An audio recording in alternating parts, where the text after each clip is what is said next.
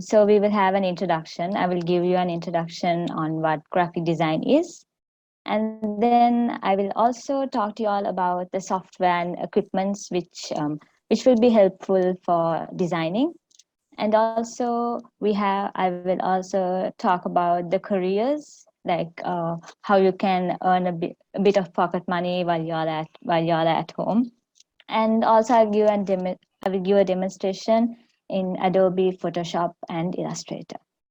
Also, I wanted to tell y'all, if y'all have any questions, don't wait till the end of the webinar. Y'all can stop me right there and ask me, because then it would be easy than waiting to the end. So if you have any questions, y'all can unmute, or if you don't feel comfortable, you can just drop it in the chat box, no problem. But be sure to just stop me right there and ask your questions, okay? Okay, so let's go into the introduction. So, hi everyone. This is a small introduction about me. I'm Aqeela Musharraf. I'm a 20-year-old undergraduate in graphic design. I go to design school, and I'm currently doing a degree in graphic design. And I am a graphic designer by day, and in the night I am a digital artist also. So I freelance for two companies. I do branding and social media management for a skincare brand, a US skincare brand actually. So I freelance for that, and I also sometimes, help this. There's this cryptocurrency business. Sometimes I do their social media posts and all, but I'm mainly focused in the skincare brand I told you about. So yeah, I freelance for two businesses, and so that's what I do during the day. I'm a graphic designer, and during the night I'm a digital artist. So as you can see this picture here, I do that. Yeah. It's not that good, but I just do it like few months ago, I guess. And I'd like to say I improved a little bit more, but I didn't have a better picture of me to put. So yeah, that's a bit about me. So I will give the next introduction is I'm going to tell y'all what graphic design actually means. So if y'all can tell me, what do you think graphic design means? So some of y'all might be new to this. So if y'all know what graphic design means, please tell me in the chat. Or you can unmute and also tell me. What do you think graphic design means? In your words, actually. Graphically designing. I'm sorry, I didn't hear you. The colorful art or attraction. Designing. I heard two people talking. Digital art, digital drawing. Yeah. Digital drawing.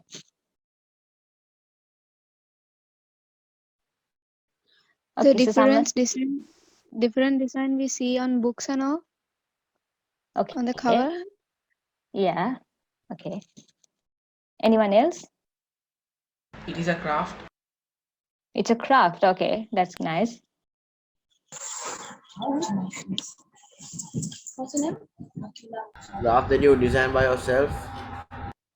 A craft. You're all saying it's a craft, right? Okay. Okay. So let me tell you what graphic design means. Okay. Designs which we create digitally. Okay. Thinking made visual. That's nice. Digitalization of our imagination. That's actually a good point. Graphic design is the art of professional of visual communication that combines images, words, ideas, convey information to an audience, especially to produce a specific effect. Now that's a good answer. I hope everyone can see that. Someone named Arham has sent this. He has said graphic design is the art of professional visual communication that combines images, words, ideas to convey an information. Methods of communication through visuals. Okay, so graphic design. Let's break the words actually. Let's take what graphic means and what design means. Okay, so we are going to graphic. So graphic has a few topics. So graphic can be broken into a few things. They are So we have visual elements. So these are the visual elements. They also called design principles. So we'll make it easier and make it visual elements. So graphic is broken into actually like 10 different things. So the first thing we have is color, we have line, we have shape. Hold on. Okay, we have color, we have line, we have shape and typography. So these four are the main design principles. There are actually 10, but we're not going to go into all 10 because those are kind of really deep. So I'm just here to tell you all the basics, and which will just put and which will paint a picture for you all on what graphic design means. So as you see, almost now someone said someone said book covers or something. Yeah, mostly all graphics we see there's color in almost everything. So even this presentation is made out of graphics. See these shapes here, they all called graphics, so they all have color, even if it's black, even if it's white, those are all colors. So every graphic includes color. And also to let's go to shape. So a shape is a plain object which there is no like broken boundaries, everything that's connected. So you make shapes with lines. So a line is a design principle. You can create so many things with lines, like there's a sketching there's a thing with sketching. If you all have done art, you all will know there's things called cross hatching and stippling and hatching. You draw those with lines. So like when you're sketching things, the artists, they draw the shadows with lines. So that's a graphic. So shapes, even shapes are graphic. Then we have typography. Typography is created with words. So as you can see in this picture, we've got colors, we've got lines, and we've also got shapes. So you see that all of these are shapes. That's what typography. But typography is not a really main thing when it comes to graphics. So mostly it's colors, line, and shapes, and there are a few more other things. As I told, those are a little bit deep. So I'm not going to tell you all that. So the main thing you know is graphics include color, line, and shape. So I'll just show you all an example of where all of these are connected, and it's a graphic design. Okay, so you can see this picture. So see, we have colors. There is a circle, so that's a shape. It's also made out of, you can see these lines over here in the back. And like as I said, typography isn't a big thing, so you don't, it's not there in this picture, but this is a really good example for what graphic design means. Okay, so any questions? Waiting. Will you show us designing? Teacher, will you show the how to design? I'm sorry, like, will I? Yes, I will show that at the end. I will give a demonstration on using Adobe Photoshop and Illustrator.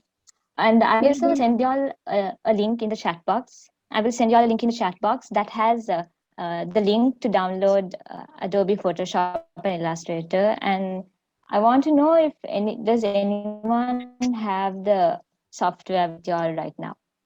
No. Yeah, madam. Yeah, we have. Yes. How many of y'all have it? If you don't have it, can you just put it in the chat box? So we are doing Illustrator and Photoshop today. Should it be? Can we download it via phone, or like should we have a PC for it or the laptop? No, you have to download in the laptop. You can't download it in the phone. Okay. I will send you all the link. It's actually a Google Drive. So Which one? Photoshop? Photoshop and Illustrator. Already downloaded, man. Miss, after this seminar, will we be able to design? Design? After this Design. seminar, will we be able to design? Yeah, you will be able to do it a little bit.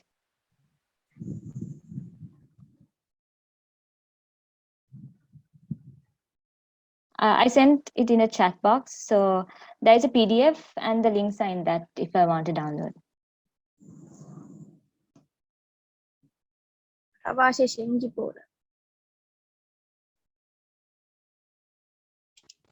Guys, kindly keep yourself muted unless and otherwise you'll have you have something to say or a question to ask. If not, the proceedings tend to get a little disturbed.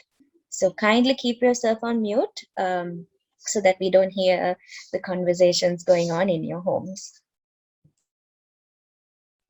Excuse me, sorry to interrupt. Yes, Aqeela.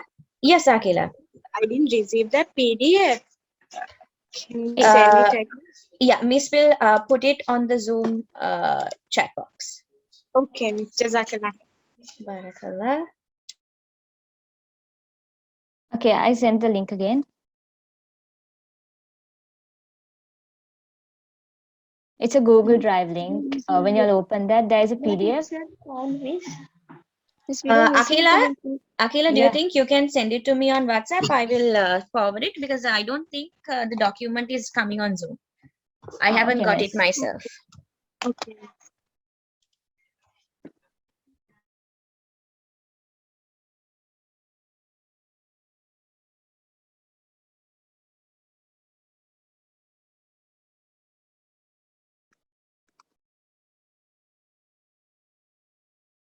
Right now, the Google Drive has been uploaded. I think it should not be an issue for anyone.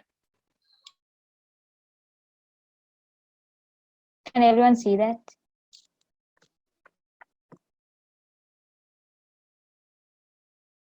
Okay.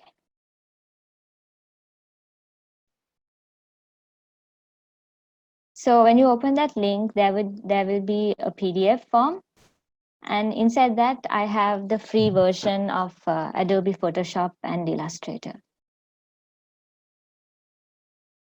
If you don't have it, you can't download it now because it takes up a lot of internet. So it takes like 1 GB, I guess, to download one software. So I guess if you don't have it, it's okay. You can just take down the notes and then you can go home and try it. You can try it at home.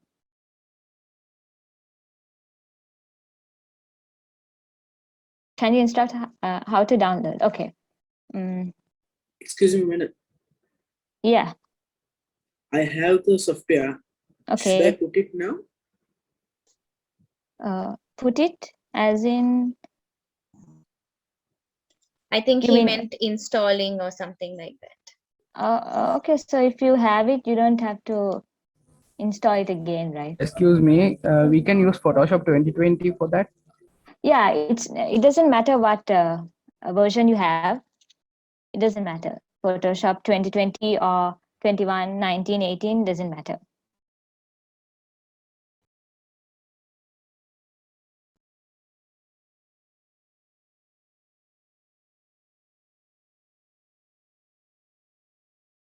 Okay, so someone wants to know how to download this. Let me just show you.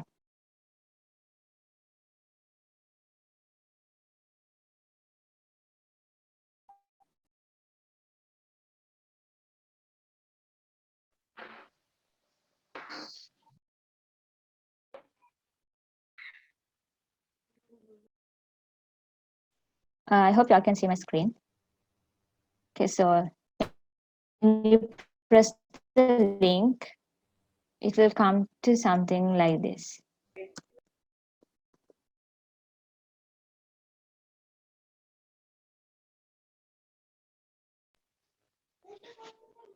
So this is how it would be. So what you all are going to do is you'll go right down, and over here it says download 64-bit. You click that and it would take like, depends on your internet speed, it will download. And then after you download it, just run it through your PC. And if they ask a password, it's 101.23. And then after that, just install it into your laptop. It's easy. There is no virus or anything. So yeah.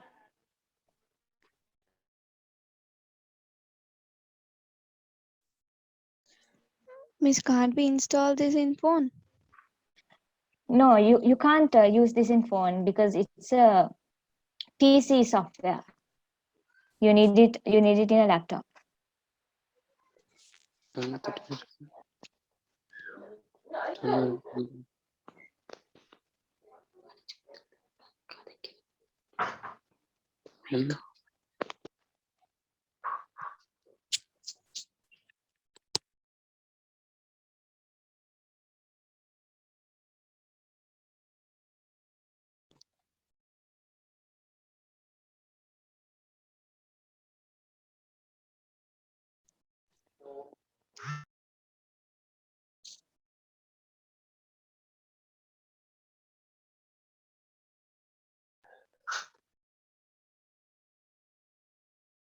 Okay, so y'all want me to repeat it again.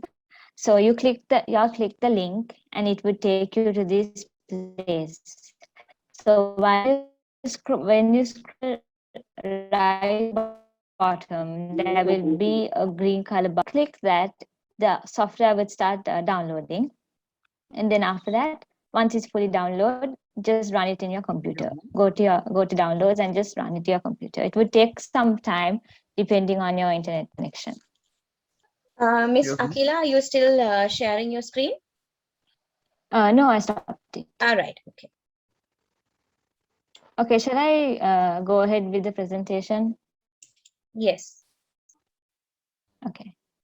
It's not a problem if you don't have the software. You all can just keep in mind what I do, and I hope most of you all have it. So yeah, okay. So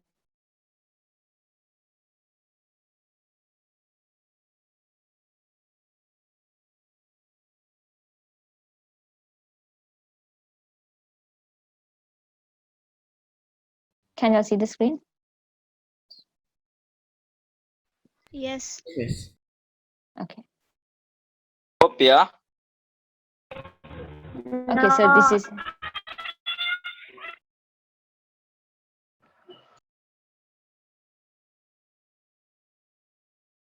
Okay, so we were talking about the visual elements, the color, line, shape, and typography. And that was the basic thing you need to know about graphic design. So yeah, let's go to the next one. So next we have is the tools and equipment you will need for graphic designing. So I will talk about the softwares you'll need and also the devices which would be useful. Okay.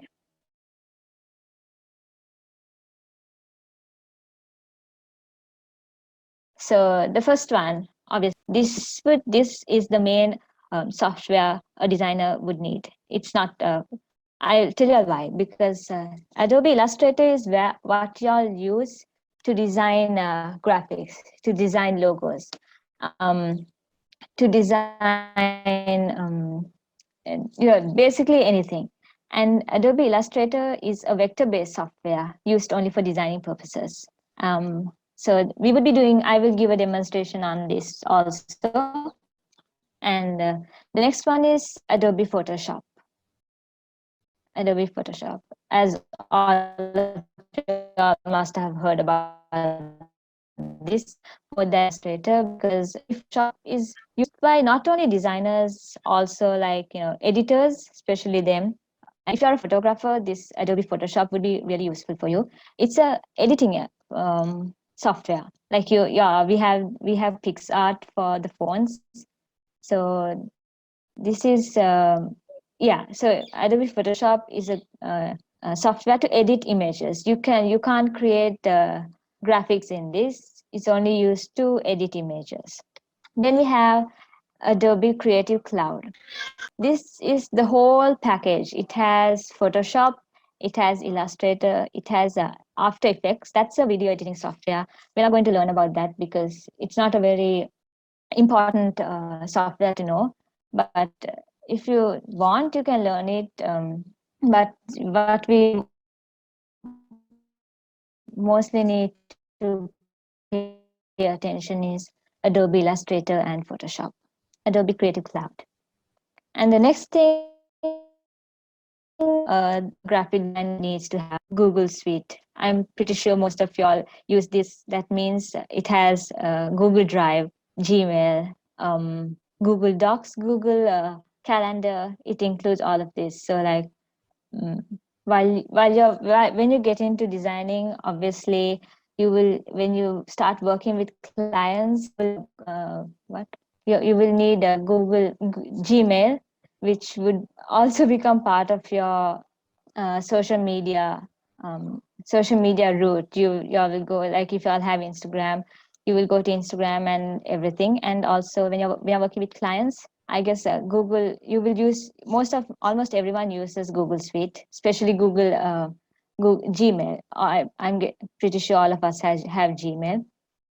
And then comes these other, this is not a software, but these ones are like apps that you can get lots of inspirations, like Pinterest. If you go to I'm pretty sure all of y'all have Pinterest. So Pinterest has a lot of inspirational pictures where you can get lots of design inspiration. Like if you're doing something, and if you're doing a project, and if you want to have some, like an inspiration, you can go to Pinterest and search, let's say, logo designing, let's say a purple logo designing. You go to Pinterest and you can get a lot of design examples, and you can check those and get some ideas for yourself. And next is we have Behance. I don't think y'all have heard this. uh, it's actually a very professional one, not like Pinterest. So used mostly by designers. Behance has you can showcase your design and projects. You can post your designs in it, and don't worry, people cannot download those. So your designs your designs won't get copyrighted. So we have that's Behance.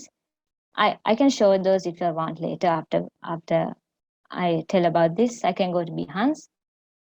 Then next we have Dribble. Dribble is a really cool not social media, software. Most designers use that as a portfolio platform. So you can post your designs, and like if you're going for like an interview, you can copy the link of your profile and put it to your CV. And that's like mostly designers uses it for a portfolio, where they post all their design work, your projects, and that's what Dribble does. You can also find inspiration in Dribble. And then the next one is Instagram. Everyone has this, I'm pretty sure, as now the Gen Z, almost everyone has Instagram. So you can also post your design stuff there. But since the Instagram algorithm doesn't work properly, people don't, especially designers, they don't prefer using Instagram much. So if you're thinking of making an Instagram account for your designs or like artwork, it's good. You can build a community on Instagram, Behance, for posting your design work. And if you're like an artist who does digital art, I guess Instagram is okay for that. But like there's not much of designers on Instagram, so you can go to Dribble or Behance. And then next is LinkedIn. Once you all start, like working, and it's a professional platform where you can post about your education, your work experience and stuff like that on LinkedIn. And and sometimes clients can find you there, especially if you're doing freelance work. Clients can find you there, and it would be really easy for y'all. LinkedIn. So if y'all want, I can go to Behance and show y'all how the app is.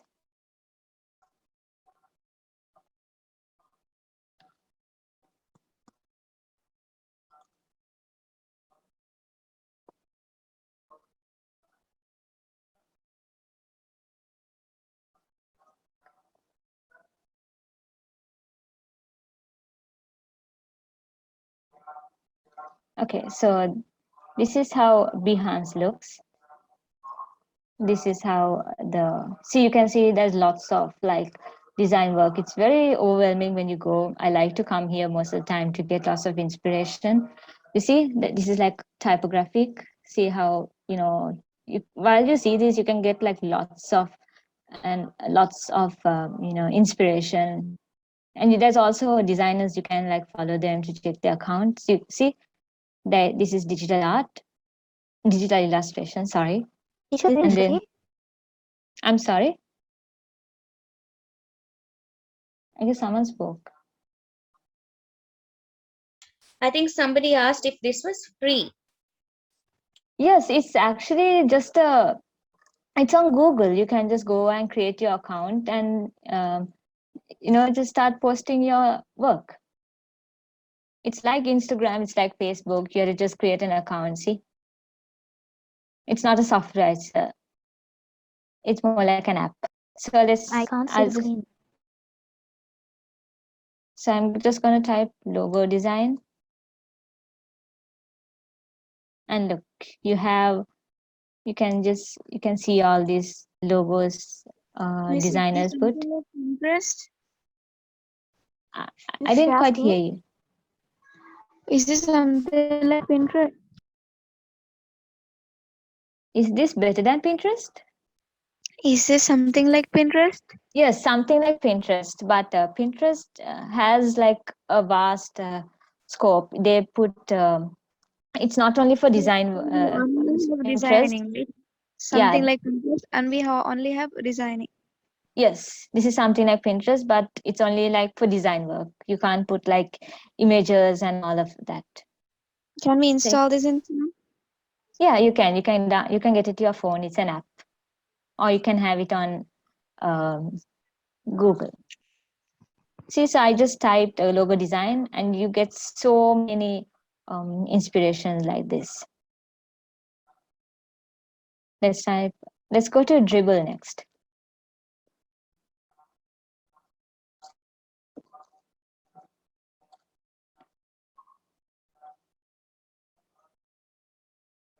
Madam, do you share screen? Yes, I'm sharing my screen. Can't you see? It's visible. Can see. It's visible. So this is Dribble. What can we do in Dribble? Dribble is like a portfolio platform mostly, where you can put you can upload your designs and other designers can see. See, like it's like Behance, but this is more like a portfolio, like a self.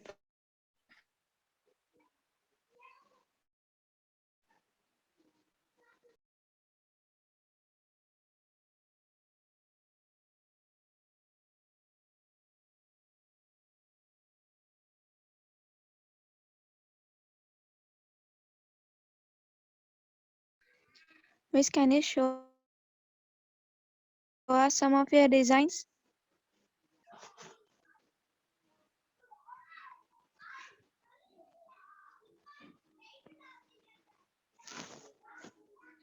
Miss, are you speaking?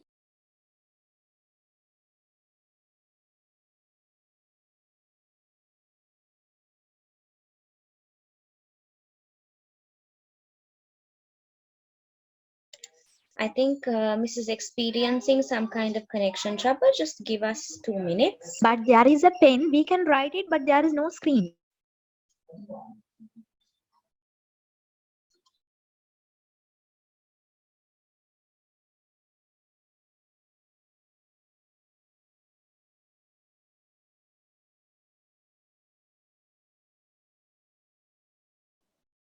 I'm sorry, I think I got cut off.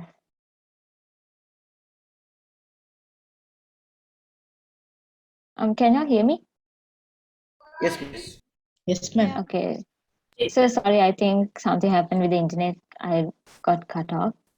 Okay, anyway, let's go on with the webinar.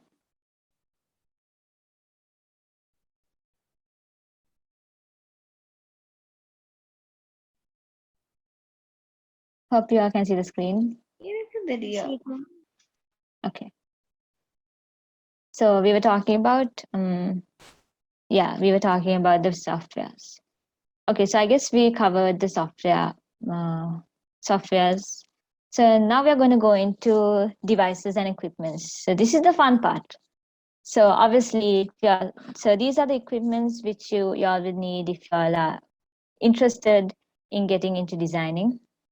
So obviously, y'all need what happened?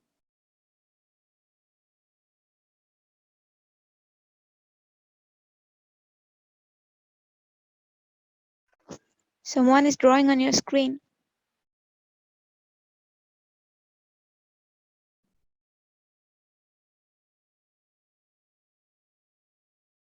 Okay. So first we have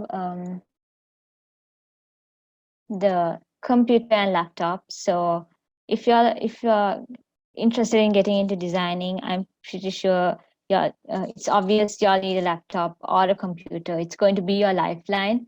Y'all will be in your laptop from morning till night, especially if you're working, if you're Ma'am, what freelancing is also. this? These are the devices and equipments you would need. Okay.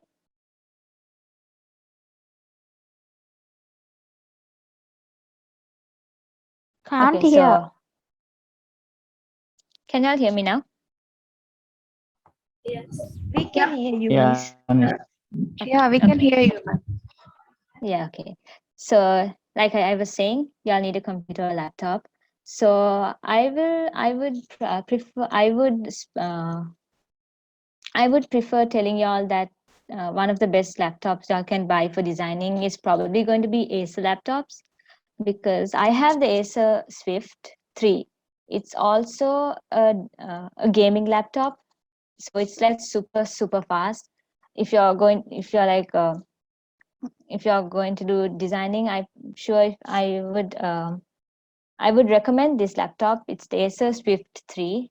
It's a bit pricey, but so if you are really want to have a career in designing, I would recommend this laptop, Acer Swift 3. And actually, all Acer laptops are really good. So yeah, just make sure you have the laptop is it's like a gaming laptop which has really good like the graphics are very good, like a really clear screen. So yeah, so that is laptop and computer, which would be your like lifeline. And the next thing is a graphic tablet. So this is not really needed if you're like into if you're doing logo designing. This would be a little bit useful. So it's easier for you to go in with the graphic tablet. It's just like as you can see in this picture. So he connects this to the laptop, or you can connect to your phone, you can connect to your iPad, you can connect to your tablet, and you can just draw it on the Can't tablet, hear, madam. and whatever you're drawing, you can it will come to your laptop. So it's easy if you want to like go in and really go into the artwork, the design you're doing, and create like small details. The pen he That could uses, is it a light pen? No, it's a pen that comes with the graphic tablet. When you buy the tablet, it comes with the tablet. So that pen has like 200 sensitivity points. So you can actually like how hard you press it, it will detect. So I would recommend the Huion tablet. There's a tablet called Huion tablet. I have that. That's really good. And there is a more expensive version of graphic tablet. It's called it's called Wacom. Yeah, it's called Wacom. WACOM. That's a little bit expensive. That's also like really good. Uh, that's also like a really good graphic tablet. But if you're like starting now, I would tell you all to go with the Huion tablet. It's pretty cheap. There's small ones. There's really big ones. So it works just fine. So yeah, that's a graphic tablet. You can use that for just drawing small stuff in your designs. Next one is an external solid state drive. This would be, I still don't have this, but this would be very useful if you like in the future when you have a lot of clients, like when you start working with a lot of clients and you want to save your design somewhere. So like if you don't have enough space in your laptop, you can save it in a solid state drive and probably have access to it anywhere. So that's a solid state drive. And the next one is an iPad or tablet. This isn't that much needed. So it's easy for you to draw logos and sketches in this. So you can draw it with your hand in this and then transfer it to your laptop and get it and then take it to Adobe Illustrator.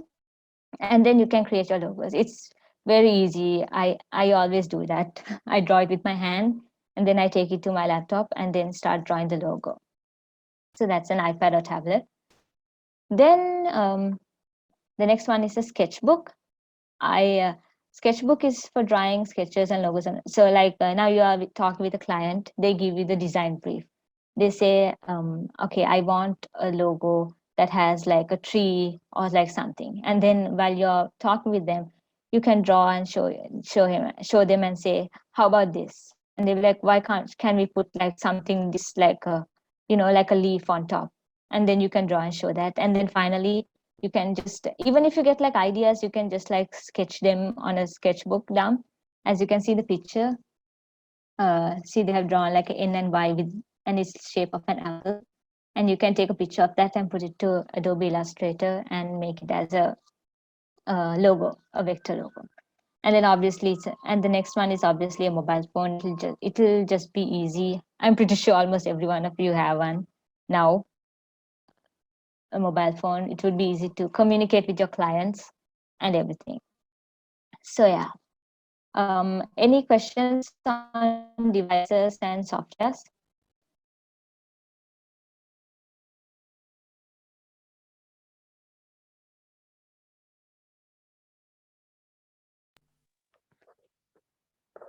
Excuse me, Okay, miss. someone has asked if I have a yes. question regarding the equipment. So Yeah. is the external drive actually necessary, or can't we store our designs on a cloud drive?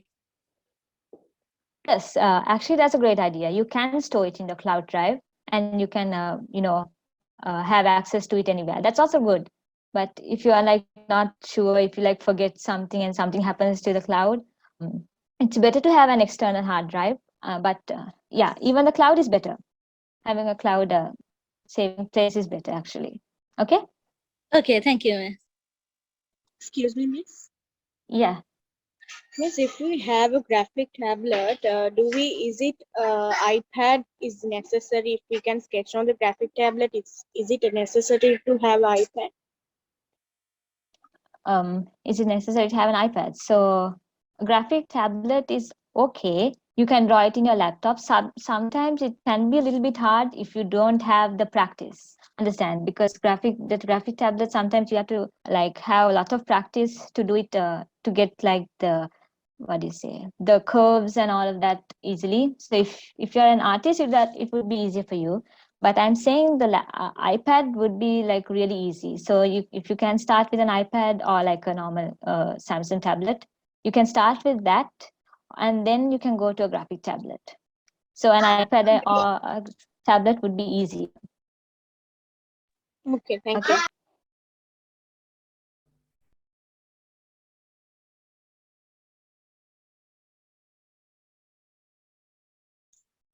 Aqeela, there's one more question before we move on to the next section. There's one student who has asked, if we have to stick with the phone, what should be the RAM and the recommended device? A phone. Yeah, if okay, the student has no with other a phone. Yeah. What should be the RAM and what do you recommend to get? Okay, so I hate having to say this. Don't think about anything, but I'm telling y'all actually an iPhone would be better because hear me out. I'm not like saying Samsung is bad, but when I tell you the reason, y'all would agree with me. So Samsung's storage isn't quite good. Sometimes you can have your designs and they can be in really high quality. Like if you do a design in Adobe Illustrator and when you save it as a PNG, it'll be very, very high quality. So sometimes I have tried it with a Samsung phone. I have sent it, and the phone gets like really slow. So that's the thing about Samsung. Sometimes they get slow, but I guess an iPhone would be really better for saving design stuff. If we are using in the phone, if you're trying to do graphic designing in the phone, like what's the recommended app for it? You're saying designing in phone? Yes, miss. What would be the app to use? Oh, you mean an app for like designing logos and stuff? Yes, miss, in the phone. In the phone, there isn't any app you can use to design like logos in the phone. Canva. Okay, Canva. Yeah, Canva is okay, but yeah, you can. Yeah, there is an app to download in the phone, but it has its limitations. Sometimes you can't. You have to pay for Canva, right? It's not free. So like you see a nice logo, and when you go to say you have to pay for it. So, and sometimes there are limitations. Sometimes you can't do this. You can't change the color. You can't change how the lines go. So I guess Canva is okay if you're like starting out first and if you're like trying. So if you're like first time designing, Canva is okay, yeah. But once you start using Photoshop, once you start using Illustrator, you would see how easy these are compared to Canva. Understood? Yes, miss. Yeah, miss. Okay. Okay, so anything else? I saw something in the chat. Can you show me some of your creations? Okay, if I have time, I can show you some of my designs. And also, Aqeela, what we will do is we will send a link to your Instagram art profile so that they can see what Okay. you have created. Okay. Okay. Can you tell me how to draw realistic face in Photoshop? I have tried a lot, but it's really hard. Okay. Someone called Hayam Fazil. You have drawn in Photoshop your meaning. So do you have a graphic tablet?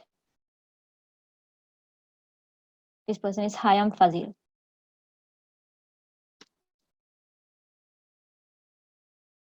Okay, you don't have. Then how did you draw in Photoshop?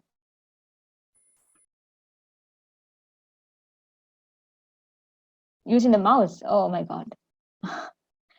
Yeah, so that's probably why it's hard. If you're like really into if you like really want to do digital art, so I would recommend you to get a graphic tablet. There's even a small one. It's like I guess it's like 8,000 or 4,000. Yeah. So like if you're So like what's that really do we really use in a graphics tablet? what? I didn't get you. What is the app should we use in a graphics tablet if you want to design a logo or something? No, you don't need any app actually. You just connect the graphic tablet to your laptop, and then you just draw it on Photoshop. It works.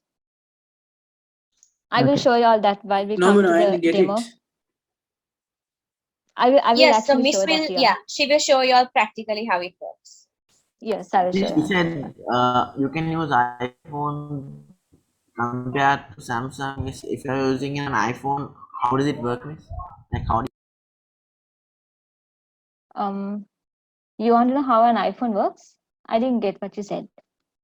no, miss, like you said, you can use graphic designing is more easy when you use an iPhone. So, miss, how does it work if you are using an iPhone? No, you can't design anything in a phone actually. It's really hard. You need a laptop. I'm just saying, like, if you want to save your designs, an iPhone would be easier because there is lots of storage. Understood?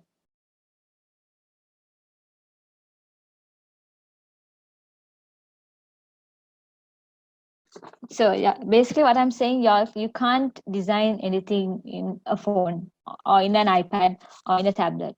You can only design stuff in a laptop. So yeah,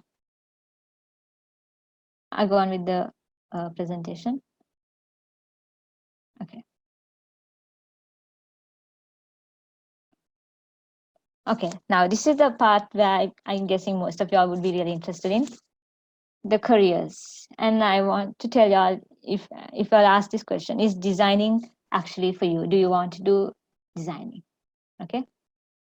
So do I want to do this? First, now when you start, if you are like really into graphic design, you have to decide what type of designing you want to do. So graphic design actually has like a wide scope. Okay, so there is logo designing, there is branding, there is printing, publishing, animation, and digital illustration. There's actually a lot more scope of of graphic design. So I'm into animation and digital illustration and branding. That's what I like to do. I really love branding when it comes to graphic design and also digital illustration.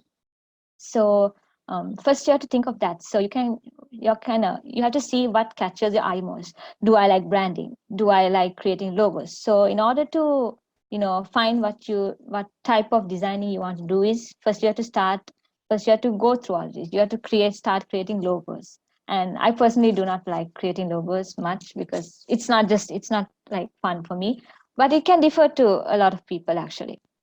So you have to start designing logos, and then you can see branding is actually very interesting. So like you can see some packages like I don't know, especially cosmetic brands, like their branding is like really good. So that's what got me into branding. Actually, I really love branding. And not only like products. There are some it can be like a restaurant, it can be like a clothing shop. You can like rebrand the whole thing. Like for example, Kiehl's was red before, now it's green. Actually, that was one of my lecturer. He was the one who did the rebranding for Kiehl's. So actually, that's what rebranding is actually really interesting. So it became red Kiehl's became green Kiehl's. So that's an example for branding. And for animation, it's not a this one. Everyone knows animation. Like there is Disney, there is DreamWorks, there is Marvel. There's all animation. And publishing is especially print, like magazines, like High magazines, Cosmopolitan. So you can be like a magazine editor, like making front covers of magazines. You can be like an editor for it, like so if you're into publishing, if you like writing books, like writing books and creating covers, so publishing is really good. And digital illustration, like as you can see in this picture here, it's a GIF actually. So that is an illustration. You can do that in Photoshop. Making GIFs are actually really a little bit hard. So this is digital illustration. So that's what I'm kind of into. I will show you my work later. So that's like a scope of designing. So first you have to think what type of designing you want to do. So the next one, figure out what route is best for you. So this is where you think, do I want to go to design school? Do I want to self-learn? And let me tell you this, there is no like design school. If you go to design school, you get a degree or you're really good. No, there's nothing like that. You can go to design school and get a degree. And okay, let's take two people. So one person is A, one person is B. Okay, so A goes to design school. So she stays like 4 years in design schools and get a degree and comes out. And then she becomes a graphic design, a logo creator. And then there is another person who self-learned graphic design at home. You can self-learn stuff. You can self-learn from YouTube. You can do some courses online. There's a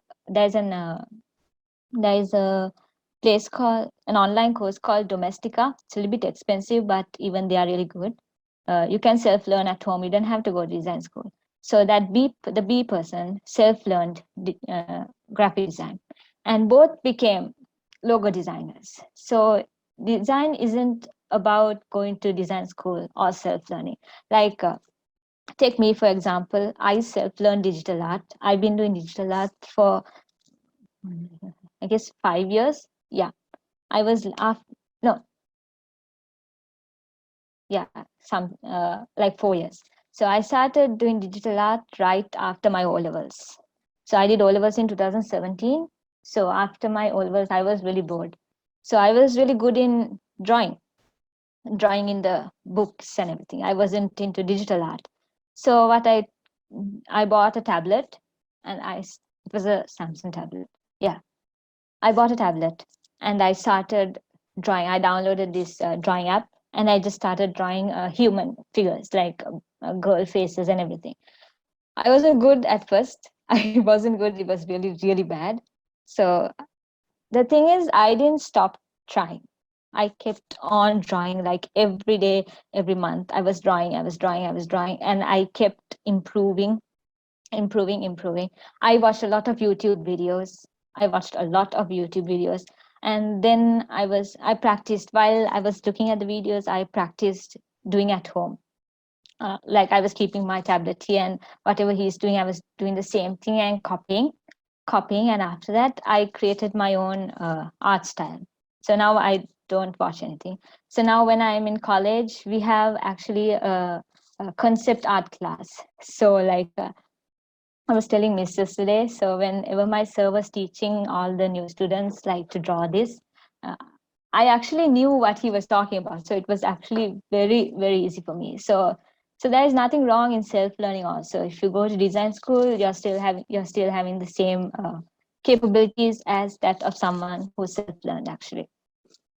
And also the next thing is financial capabilities. So if you're going to design school, if you're going to a college and learning design, obviously it's going to take up a lot of money. So you should know if obviously now if you now you're going into design, let's say. So you need a laptop. So y'all must be like 17, 19. So probably y'all are not financially independent right now. So your laptop would be bought by your parents probably. Or if you bought it, that's great, that's awesome. But I'm probably sure your parents are the ones who would buy your laptop, who would buy your phone, who would pay for your college tuition and all that stuff. So you should know if you make a good career out of this, you should know to pay them back because you wouldn't have come to this position if it wasn't for them. So remember financial capabilities actually to see if I have will I be able to afford a laptop? Would I be able to afford a graphic tablet actually? But you don't need a graphic tablet now. You first thing you need is a laptop. So you should know if you can pay your parents back. And if you don't like what you're going to do, if you don't like designing, I'm not sure what's going to happen. So think about financial capabilities. So yeah, that's how you find what you want to do. If you want to do logos, branding, and everything, figure out what's best for you: design school or self-learning, and then financial capabilities. Okay. All right. So next thing. Yeah. So you don't need a degree, like I said before. You don't need a degree or qualification to become a successful designer, just the passion for design. That's what I was trying to say before. You don't need a degree, you don't need a qualification, you don't need like a certificate like to become a really good designer. You just need passion, and also talent. Because designing is all about talent, okay? Yeah, just keep that in mind. Passion for design and also talent. Okay, so these are what you can be if you go into design, to come into graphic design. Okay, you can be a graphic designer. Obviously, graphic designer is a person who does all this designing stuff in a business. So it's one of the most highly demanding jobs is graphic designer, because graphic designing has a whole scope. You can actually graphic design has a whole scope. Almost every industry needs a graphic designer. If you say entertainment industry, you need someone. Like if you take like a movie industry, you need the graphic designers are the ones who make the posters. Like you see, if you take a Marvel movie, let's just say Spider-Man, the Spider-Man posters you all have seen. There is it's actually made by a graphic designer. He's the one who makes these posters that you all see and you all paste in your walls. And what's there in the cinema, like big thing. That's a graphic designer's work. Probably it must have taken like years, not years, sorry. Must have taken like a month to make that. And then the next person is an art or creative director. This is the highest point a graphic designer can go. First, you start off as a graphic designer. Then this is the career part of graphic designer. You can start as a graphic designer. then you go as a junior graphic designer. And then there's one more, lots of posts you can go. Creative director is that's the highest point of a graphic designer. I can give an example of a creative director. If you all know the president of Marvel Studios, Kevin Feige, he's the president and the creative director of Marvel. So that guy has produced like almost all Marvel movies. Yeah, so he's a creative director, see? And the next person is an animator. This guy's job is like really interesting. He only draws this, like, let's take an animation movie. Let's take Fruit, probably everyone has watched that. So an animator is the one who draws all the who creates these characters and makes them come to life. That's an animator's job. And then a package designer. Package design is the person who, it's pretty self-explanatory what a package designer means. A person who designs the package of the package of some kind of product. It can be the packaging of a soda bottle. It can be a packaging of I don't know, a pizza box or something. So that's a package designer. There's actually a big demand for a package designer too. Also, video and film editors. I have seen a lot of, like gaming people who do video and film editing. I sometimes like, film editing, not film, video editing too. Like, some, as you can see, like in TikTok and everything, if you are in TikTok, you can see like people make this cool, like this kind of videos and all these like edits, they call it. So that's a film editor, video editor. Film editor is like a really big person. He's the one who edits all the film, the parts of a film, and puts it all together and creates the whole movie. It takes like actually like 3 months after you finish filming a movie. Actually, I watched a documentary. After they finish filming all the parts of a film, it takes a film editor like around 4 months non-stop to make a full film actually. So like 1 hour movie you watch, it's all of the work of a film editor. Concept artists. Concept artists is an artist who is also a designer, who creates, who creates gaming characters. Like I'm pretty sure, as I've seen here, there are lots of boys. Yeah. Okay, it's probably like 50-50. I'm pretty sure all of y'all play games. Am I right? Do any of y'all play games?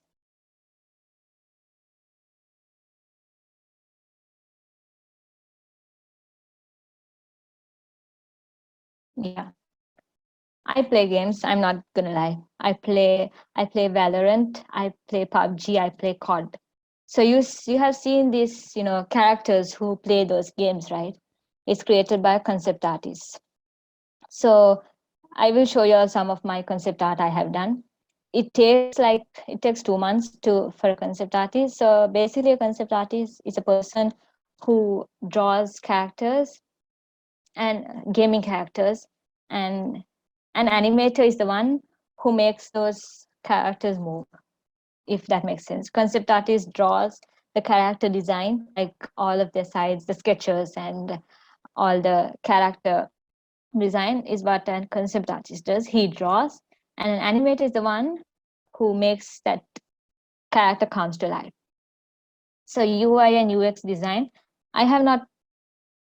I'm sorry. So UI and UX is a designer who creates the app user interface. That's what UI means. User interface of an app. So like WhatsApp and the Instagram user interface is done by UX designer, and WhatsApp is done by UI and UX designer. That's actually a really interesting one. There is a different software for that. It's called Adobe XD. That's the one you use for this. I have not done that yet. I have the app, but it takes a bit time, so I have not found time to do it yet. Motion graphic designer. Now if you have seen my presentation, there's lots of GIFs, right? Especially in the start. all this, like I was showing dribble and all that stuff. Like, let me show you again. See this, these interesting, these things, these are called motion graphics. It's done by a motion graphics designer. It can be, even graphic designers can do this.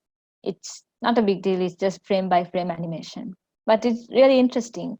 So that's what a motion graphic designer does. And then video game designer, the designer who creates video games and gives ideas for making video games, like the games you all play, like COD and PUBG and Valorant. So yeah. Okay, so then any questions over here if I go to the next one?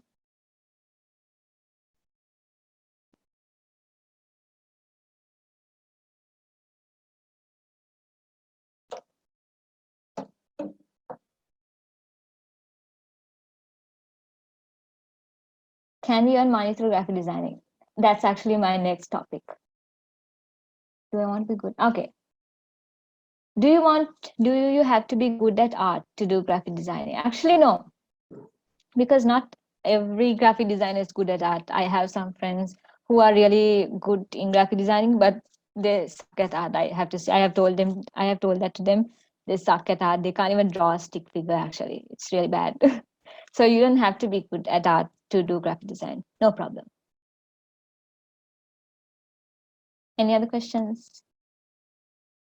What does mean UI? UI designer means a designer who creates user interfaces of apps.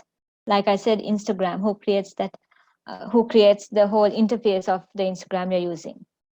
UI and UX designer. Concept artist. Concept artist is an artist who draws characters. Like let's take a character. Tell a famous character everyone knows. Okay, let's take Mickey Mouse. So I have actually seen the first draft of Mickey Mouse, the first draft of the character. It wasn't nice. So the concept artist developed lots of drafts of Mickey Mouse. He was wearing like a green color top and one different. He had like different kind of like hair or something coming off. And then finally they came with this Mickey Mouse who has a red color dress. So concept artist's job is to draw characters and then show it to this, the creative director, and show him like, here, I created this character. Do you like this person? Okay, I will show y'all an example of a concept art I did. So y'all been wanted to see. I'll just show y'all a concept art I have done.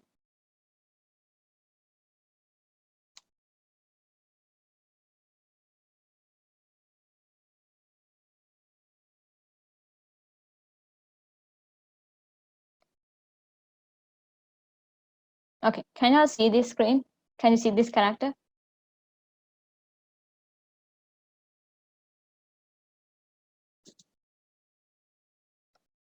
Can I see the screen?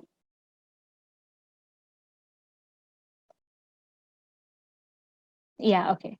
So this is actually a concept art I did. It took like two months to do this. So this is actually a gaming character. It was inspired by Valorant. There's actually no characters like this in Valorant, I know. But this is actually like a warrior, a girl. I did this in Photoshop. So this is a concept art. You draw this character and view it like a big backstory and all that stuff. So let me zoom in and so y'all can see the details. So this is basically a human hybrid girl. She has horns and everything. And, that's her, like the knife and all that stuff and the outfit. So this is probably for a gaming character. So this is what a concept artist does. Okay, I hope it's nice.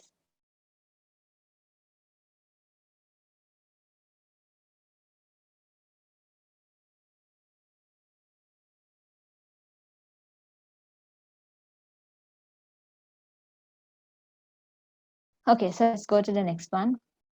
Okay, any questions here?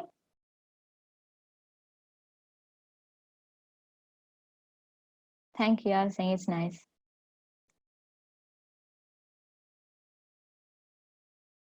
So you're asking what's my career. So currently I'm still a student. I'm an undergraduate actually. So what I would like to be is a creative director. I would love to direct my own animated show one day. So yeah, inshallah. So that's who I want to be. Which apps are good for editing? If you're like for editing a photo in your phone, I would say there's an app called Polar, or even the Photoshop Express, which is there in the phone. I guess there is one like that. Yeah, there's a app called Photoshop Express in the phone. You can use that. Was it hand drawn using a stylus or a mouse? That was drawn using a stylus. See? I do that in a graphic tablet. Which apps are good for animating? There's an app called Adobe Animator, and there's another one called Maya. That's not Adobe, but those are really good.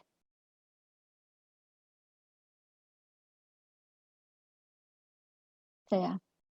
Okay. So now this is what mostly y'all wanted to do. How do I earn some pocket money at home? So you can actually earn a lot through this freelancing thing called Fiverr, like over here. It's a freelancing website. It's called Fiverr. So I have a friend. She does logo designing in Fiverr. She freelances in that. She gets like 5 to 10 gigs a week. So the maximum pay amount is $5, which is 1K. Okay, so you can't pay below that. Obviously, you can start your amount from 5 and above. So you can get like 1K from that. So she gets like 15 gigs for a week. So that's 15,000 a week. So yeah, I'm guessing Fiverr is good for if you're a beginner. Fiverr is really good. So I haven't started this yet. I'm planning to start in another few weeks freelancing in Fiverr while I get some time. And yeah, Fiverr is really good. You can get like a lot of freelancing clients there. And then the next one is freelancer. That is good for like if you're like if you have a lot of practice, because people who come to Fiverr actually are like really desperate clients looking for designers to design. Must be a logo, must be a product. So they are really willing to pay how much ever they want, because they're actually they come in the last minute. So you can actually increase your amount to $15 to $25, and you can like earn a lot. But be careful how much you put your amount for your work. Then freelancer.com, ideal for immediate designers. I don't like that place because it doesn't look very user friendly. So it's a bit scary. And then commissions. You can have on Instagram or even a personal website. So you can tell your family like, hey, I'm a designer. If you want me to help you with your business, I can do commissions. Like I can do logo designing, I can do a package designing, I can do a drawing for you. So that's called commissions. Okay, so do check out Fiverr if you all are willing to do some designing at home and just get paid for that. So especially if you're after O levels now, since O level results are here, and if you are not willing to do A levels, or you can even do this while you're doing A levels, no problem. So definitely check out Fiverr more than freelancer. So it's called Fiverr. Okay. Okay. So any questions before I go into the demonstration?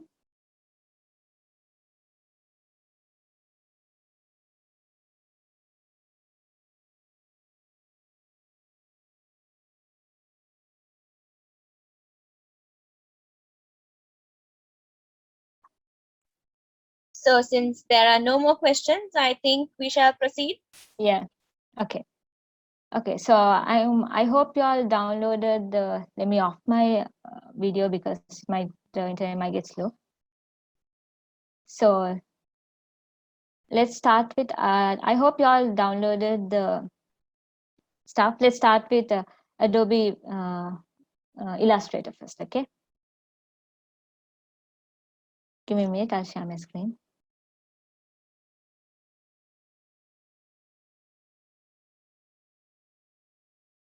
So if you all have it, please open it.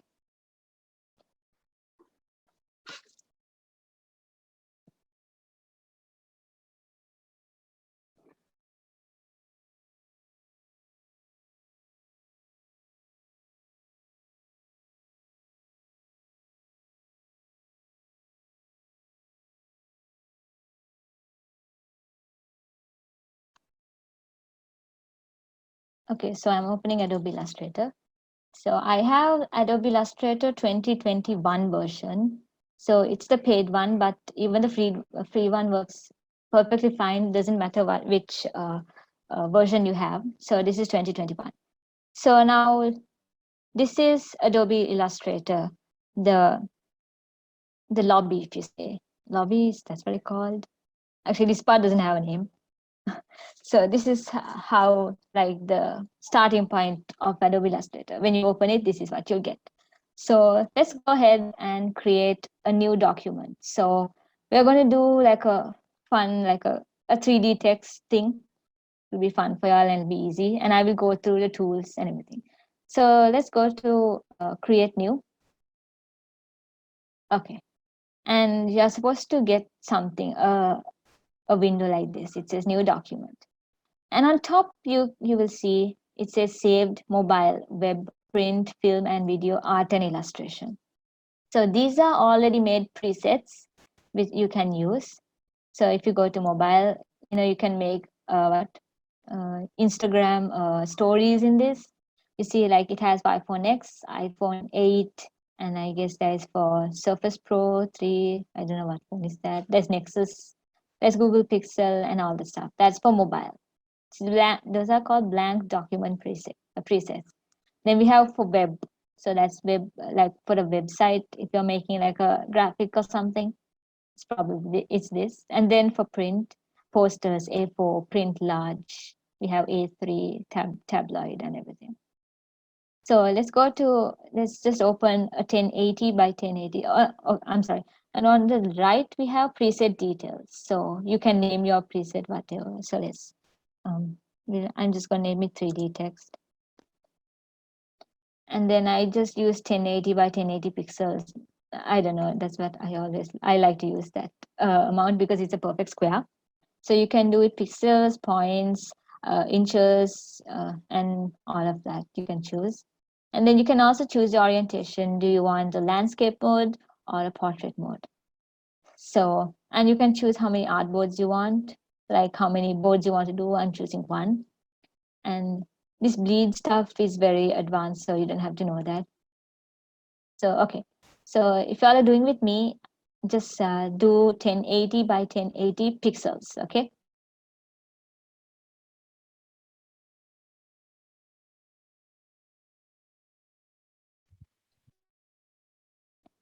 So 1080 by 1080 pixels is going to give you a very, very clear resolution graphic.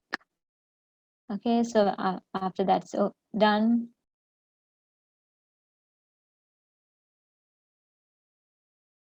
okay, so now we go and click create.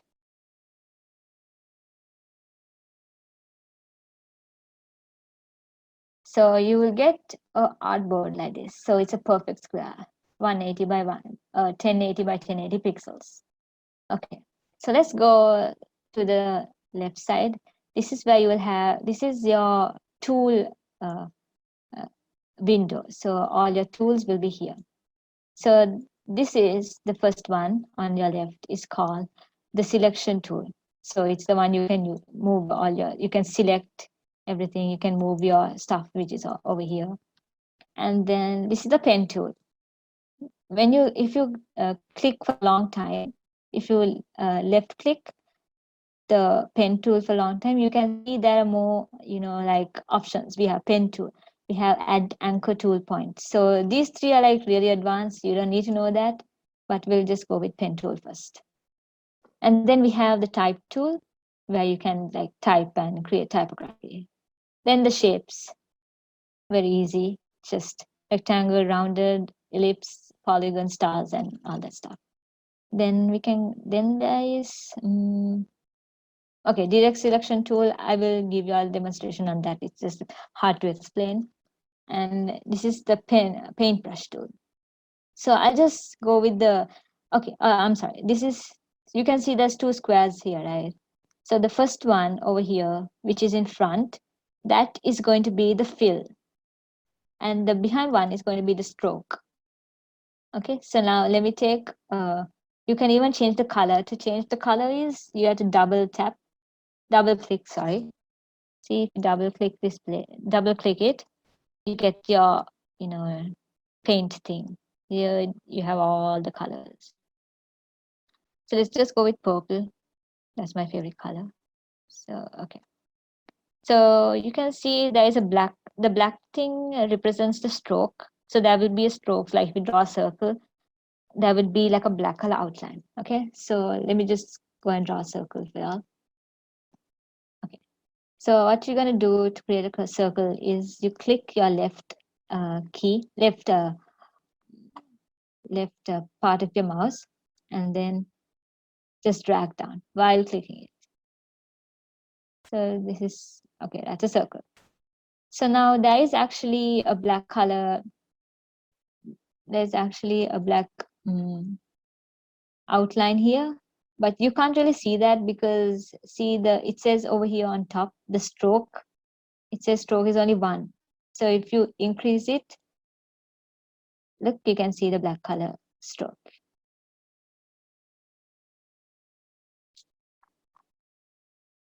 Okay. So on top, we have the different options. We have file, we have edit, object type, select, effect, Windows help.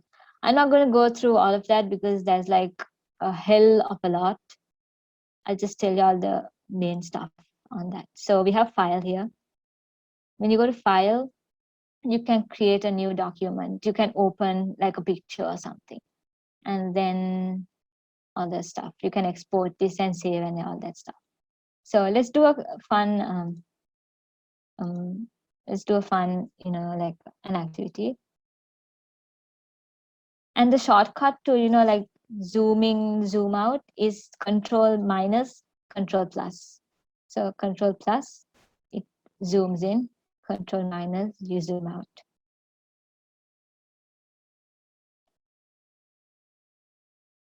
Okay, so let's create a 3D text, okay? So I'm just going to delete this. I'm going to type something. Let's type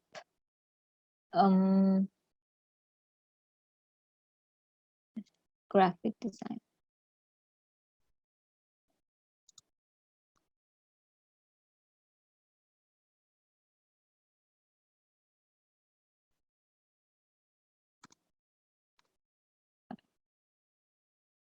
So this is how you make it big. So when you go on top, you can see the sizes. So it's 12 pt now. You can increase it. Or even if you don't want to do that, you can use the selection tool and just click it, and then from the side, drag it like that. Okay. It's much more easier than, going back and forth to that. Yes. I'm going to change the font. So I like the Poppins font. So we're going with Poppins Black.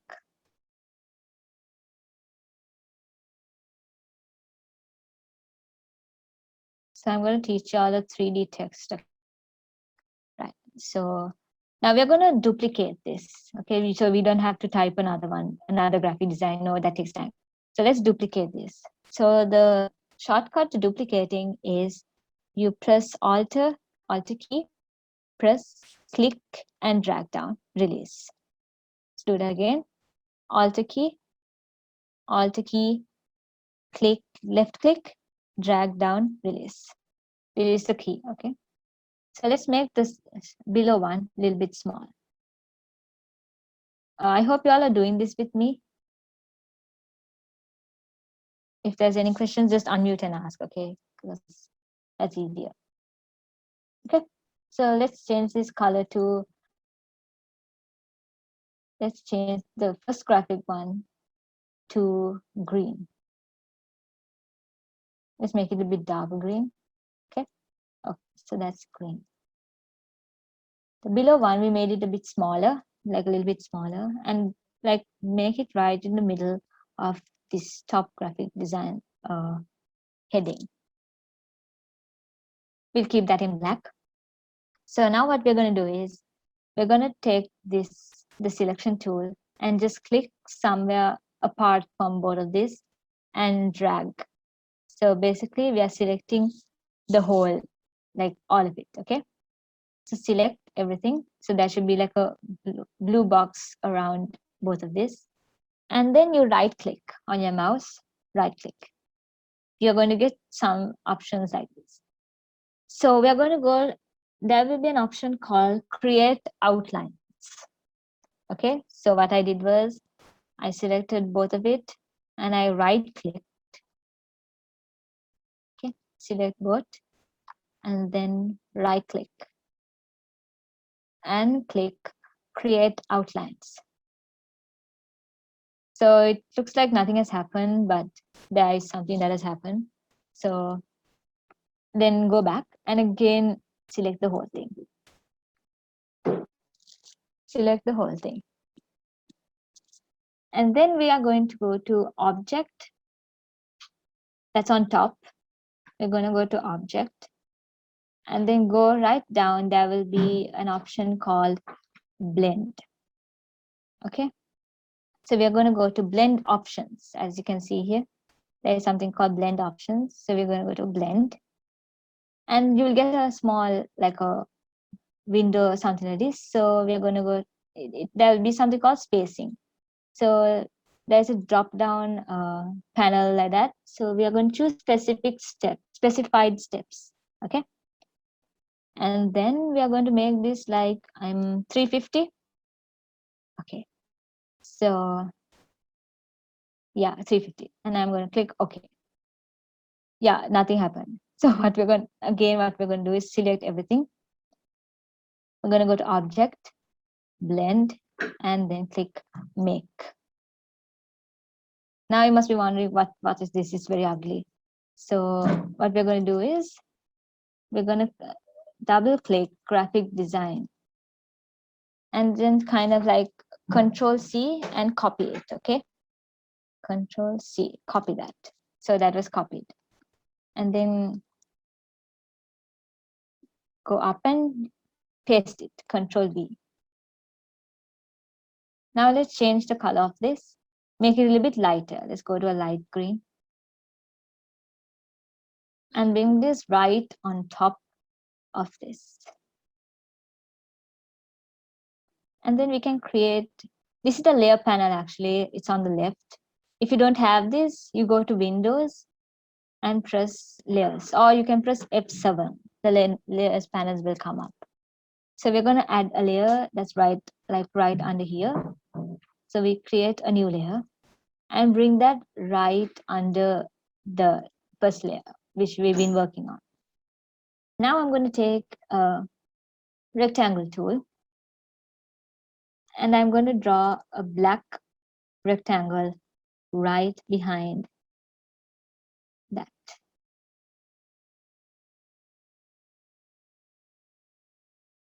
And there we have our 3D text.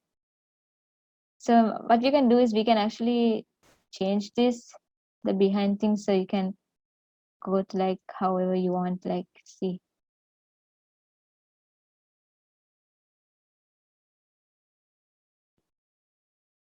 You can change the perspective. You can bring it up, can bring it down, and all that stuff. So yeah, that's how you do a 3D text. Is that clear? Do you want me to do it again? I can do it again, and yeah, if for the ones who don't have Illustrator, y'all can write down the steps and y'all can do it once you download the software. Should I do it again?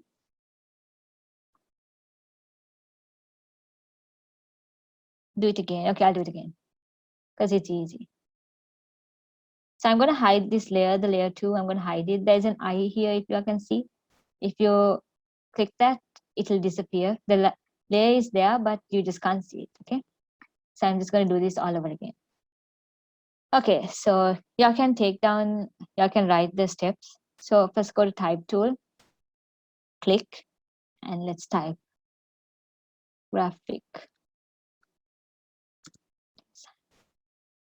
Okay, and then go to direct selection tool, and then increase it. Increase the size. Make it big. Okay, that's quite about all right. And now we're going to duplicate this. Duplicating is a really easy one. I really hope y'all, if you're going to do design, please practice the duplicating shortcut. It's Alter, click, drag. Alter, left click, drag, drop. It'll be very useful. So we're going to make it short. Okay.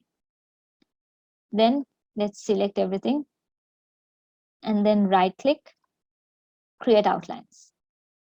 After that, we're going to go to object on top, blend options, make spacing, specified steps, 350.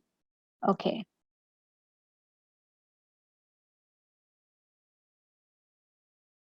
Oh, I didn't change the color. Let me change the color.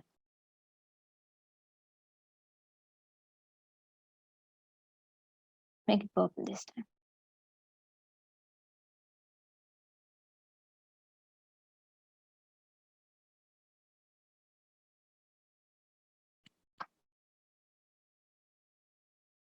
Okay. Okay. Copy. Now copy. Select object. Object blend. Make. And then we go to the top graphic design and click. Double click it. Control C. Control C, and then go out. Okay, so you sometimes get like this is called isolation mode. See, you will get like a green, blue color line on top. So to go out of that is click right click, exit isolation mode. Okay, now we're going to paste that graphic design thing we copied. Control V is paste. Everyone knows that. So right, so we're going to change that to a lighter purple, or even we can make it like a different color, like let's make it like a magenta. Okay, bring that on top of that graphic design thing, and that's it. Look at that, cute. You can create like your names or something, like can create your name and make it like really super cool text. Can move it however we want.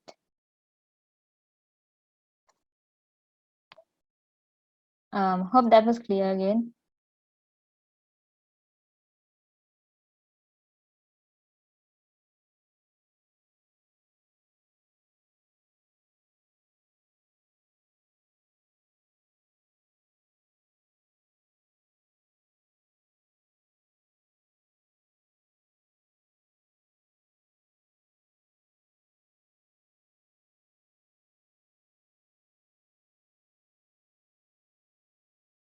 Are these steps important for exam? We are not going to have exams actually.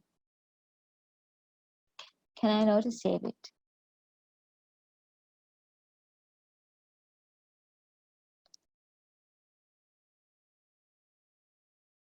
If anyone has written it down, can you all put it to the chat box, the steps?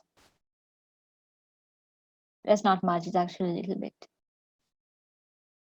Can't do it again because we don't have much We will time. also be providing the recording for those of you who might have missed it. So Oh, yes. yeah, don't worry. Okay. So let's do something. Let's do another one. So now we are going. So the thing about Adobe Illustrator, it's a vector software, right? So a vector is basically the opposite of an image. So like when you get an image, and I'm guessing most of you all did IT for O levels, so you all know what a image is, right? So a vector is basically the opposite. So an image is like you save it as JPEG, PNG, and an image has pixels. So in a JPEG, like if you zoom in this, there are like millions and millions of pixels. That's what makes up a picture, right? So like I sent y'all a Google Drive form, Google Drive. So in that there is a picture of a smiley face. So I'll tell you how to open that. See this one here. So let's open that, okay? Let's go to File and click Open. Not Open Recent File, not that.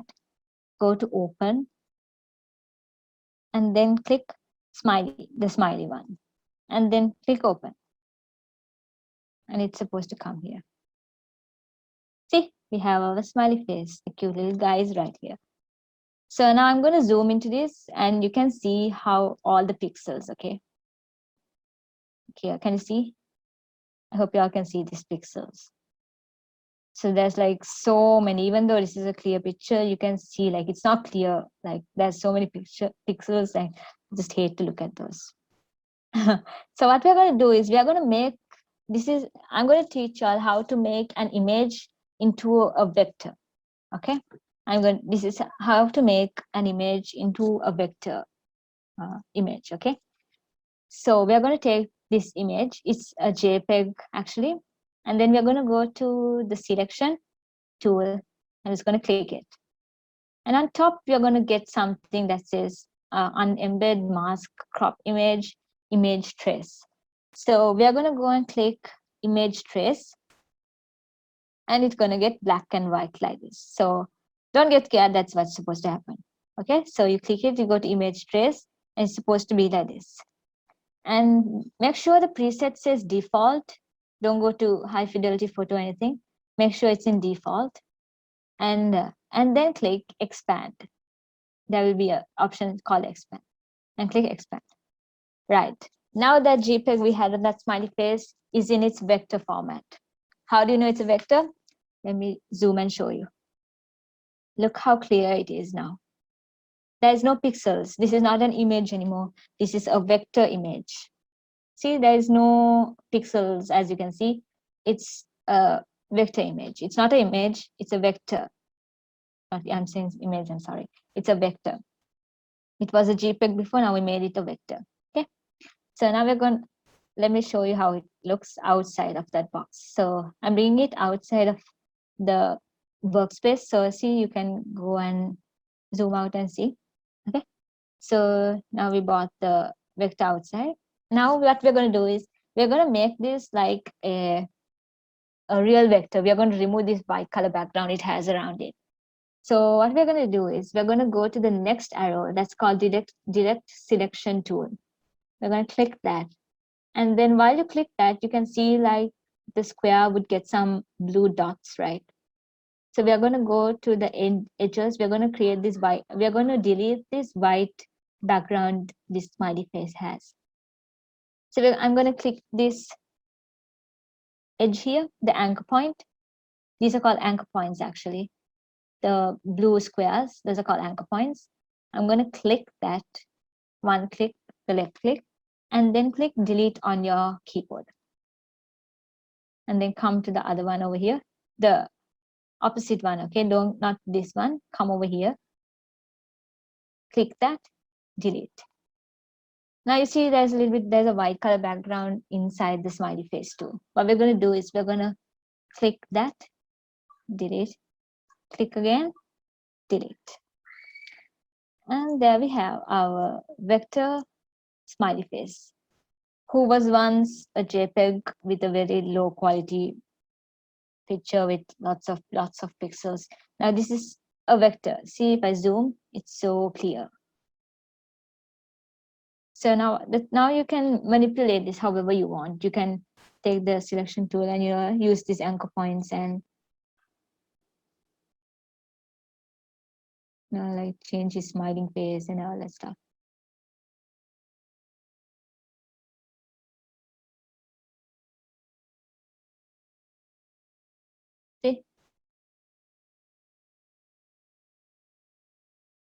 Another thing you can do is if you want to change how he looks, just copy everything.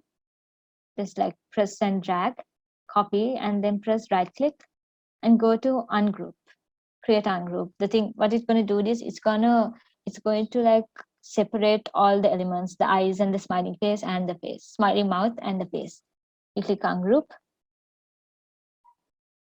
And then now see, you can move his eyes wherever you want.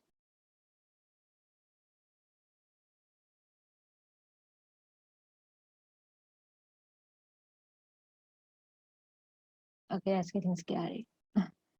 So yeah, I hope you all understood that. This was creating a JPEG into a vector form. JPEG is the Photoshop version, which you can use in Photoshop. You can't open vectors in Photoshop. You can only open this in Illustrator. So yeah, I hope that's clear.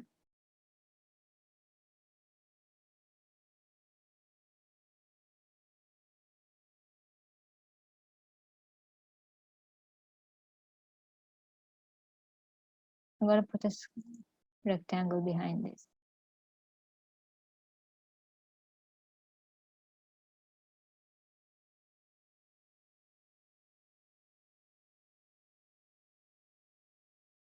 Okay, I hope that was okay. If you have any questions, you can ask.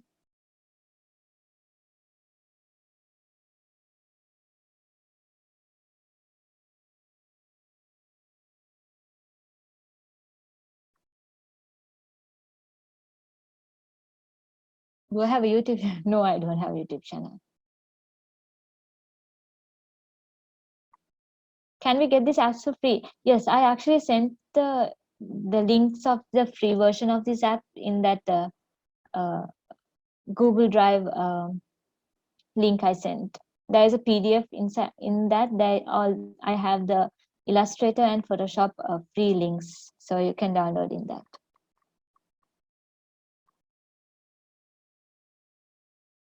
Can we change any JPEG image into its vector form? Yeah, you can. You can do that actually, but just hope your image is a really high quality image.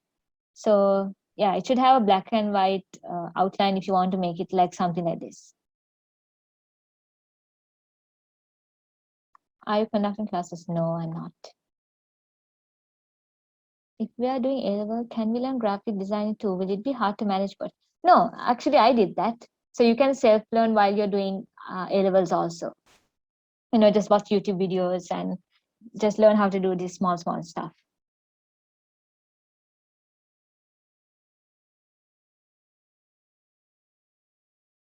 Can I contact you personally to learn about this? I have a small. I will let you all know about that. Okay. Should we have to pass over to become a graphic designer? If you want to go to like design school, yes, you will have to. But there are some like AMDT and AOD. They have a foundation diploma for students who. AOD and AMDT has a foundation diploma for students who haven't passed O levels and who don't have the necessary qualifications to do A levels. You can do the foundation diploma first and then go to study graphic design. So yeah, you can. Can I get the link again to the Google Drive? Yeah. It has been posted on the group, Aqeela, so I think they should all have access to it. So no worries. Okay. Okay. Anyway, I'll send the link again.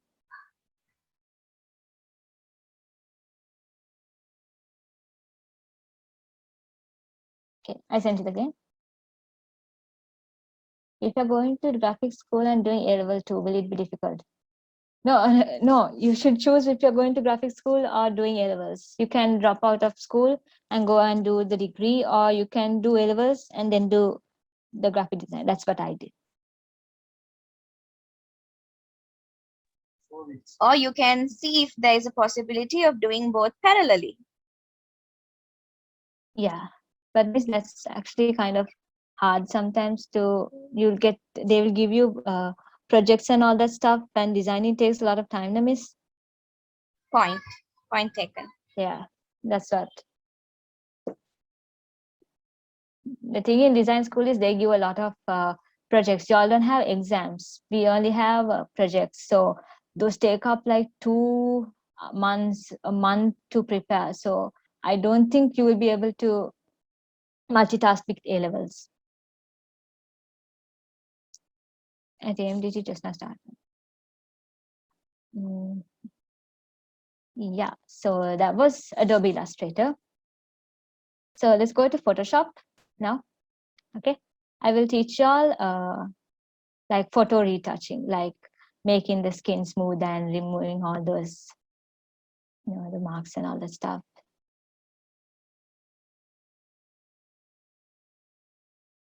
Okay, let's go into Adobe Photoshop.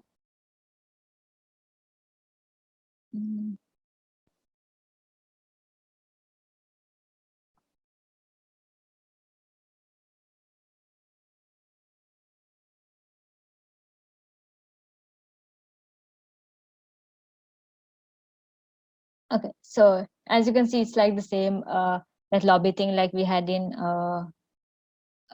Adobe Illustrator.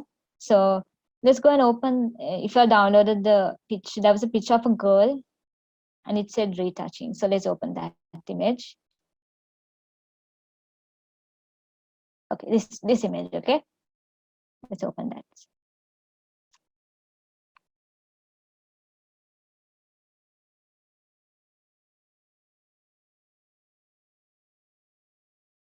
Okay, so as you can see, we have this image here. And on the right hand corner, we have all the layer panel. So if you don't have the layers, go to window, on top here window, and click layers.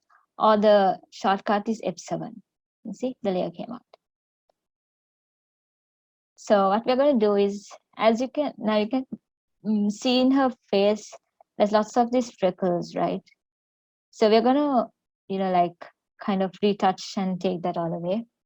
So on the right, we have some, on the left, we have all the tools. So there's a dropper tool, there's a paintbrush tool. Brush tool is what you use to draw all the characters, like what I showed before, that girl, that warrior girl, I do it in this with the paintbrush tool. And then the selection tool, and then we have retouch.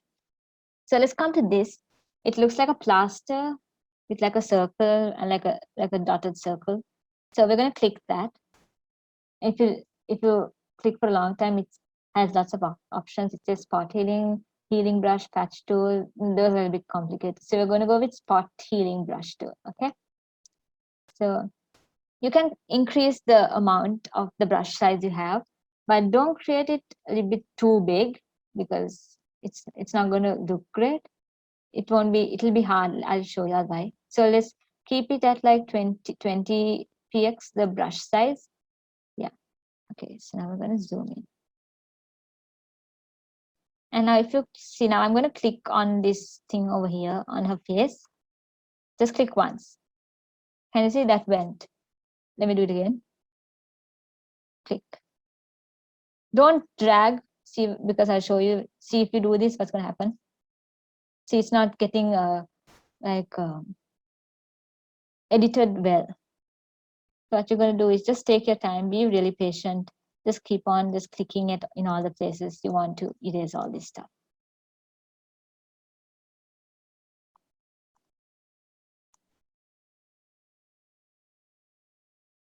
Also, the thing about Photoshop is you can get really, addicted.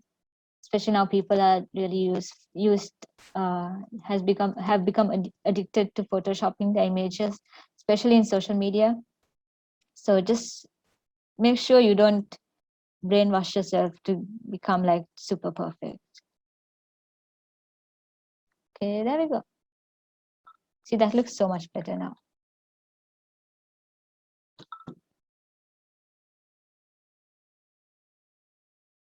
So yeah, that was the spot healing brush tool. So I want to show you what if you increase the brush size just because you're lazy and you just want to, do easy and you're just going to do it like this, see what's going to happen. Look at that. She's getting a third eye and you will get really in trouble for that. So, so don't do that. Just take time and, do this. Also keep the brush size small.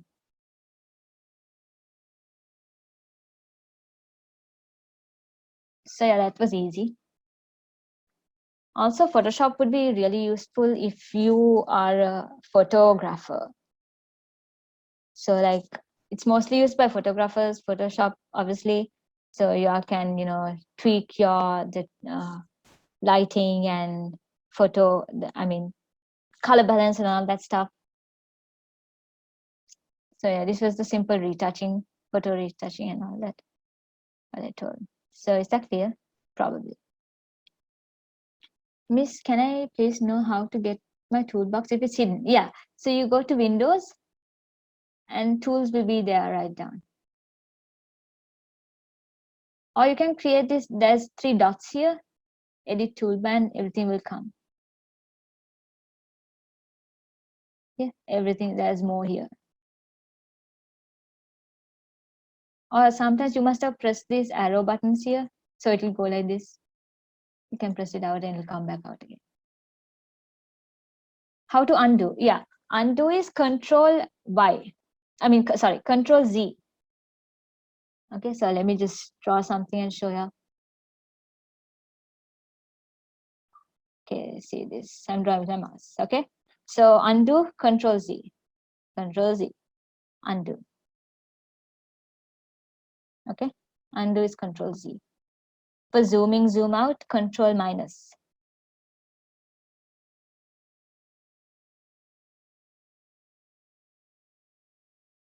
You made the wallpaper. What wallpaper? Oh, you mean my desktop? Oh, yeah, that was me. I made that. How to zoom in? Control plus. Okay, Control plus. Control minus, zoom out.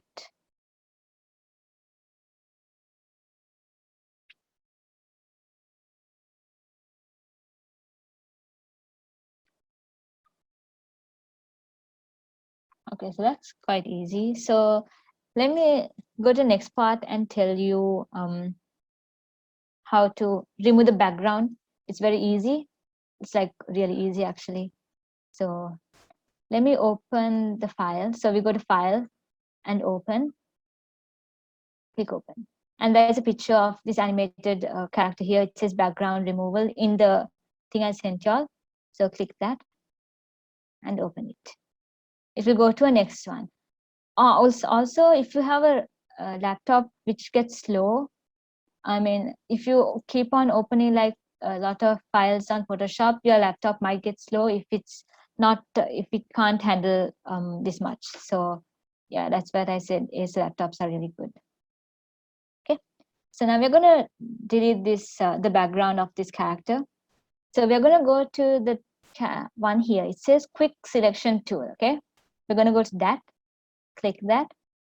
Okay, so you're gonna have like a square over here.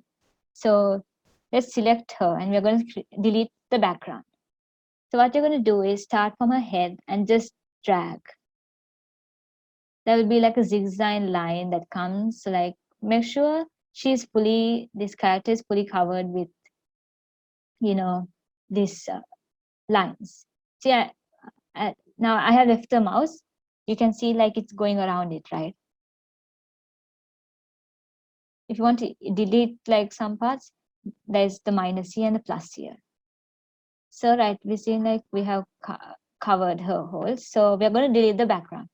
So now after you have selected her properly, nicely go in and see if you have like, selected everything. Okay. So now we're going to go to select and mask, which is right on top of here. Select and mask.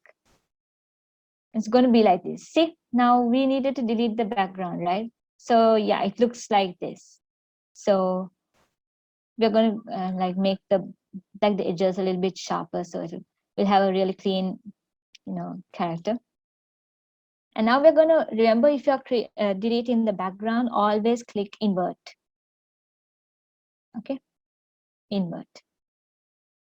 Now it's going to look like this. So don't get scared. This is how it should be. You should be able to see it. Click invert. Now go down and click OK. Now see, her background is like, the whole picture should get like, lines like that. So we're going to go to file, and we're going to go to edit, not file, sorry. We're going to go to edit and click clear. And see, now it doesn't look like, there's this thing. So what we're going to do is we convert to normal layer. So yeah. So let me do that again. Okay. I'm going to open it again.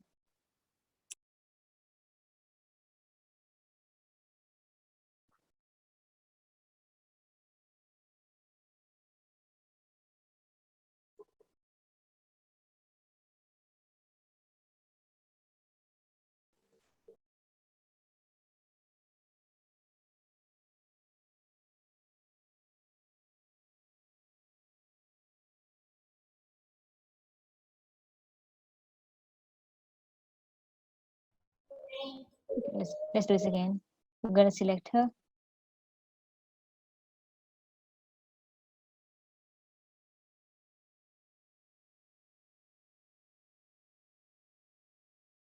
And then we're going to go to select and mask.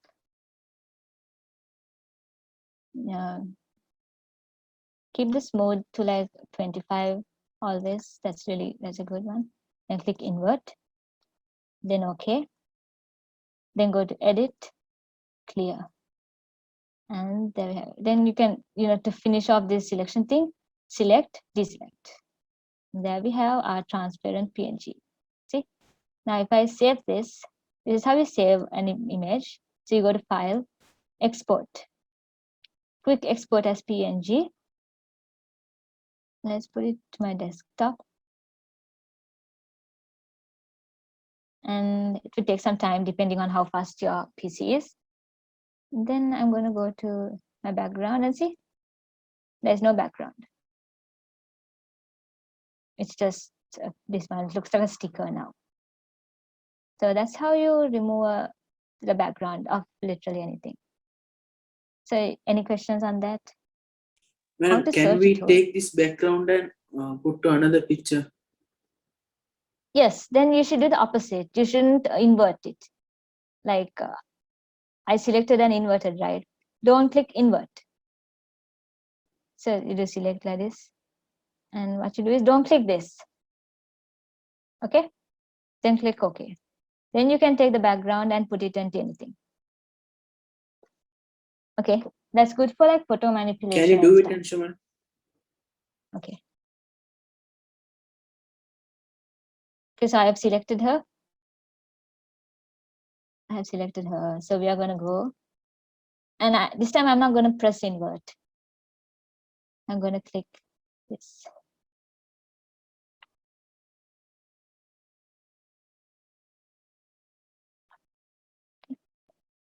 So now we're going to go to edit and clear. And see, we have our background. Understood. So now you can use this background and for anything, but you will have this kind of like, cutout. I hope that was clear.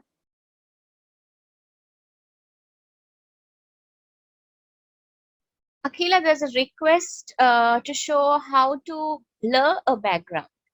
I believe you had it on your agenda, right?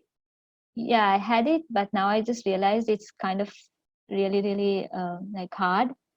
But I'll try to say that in this, it's already blurred. But what we can do is we can go to filter and go to lens correction. It's a little bit hard, so it's okay if you don't get that. So what we're going to do is, sorry, not the camera mode.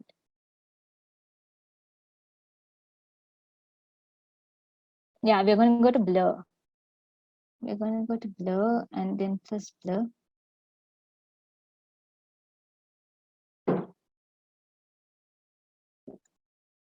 Why isn't it working?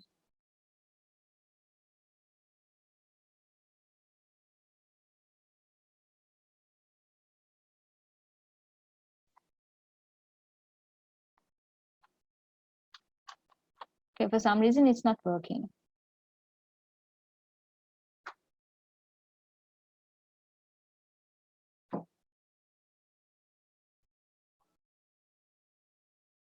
Yeah, so what we can do is we can select the character, like, like what I did before.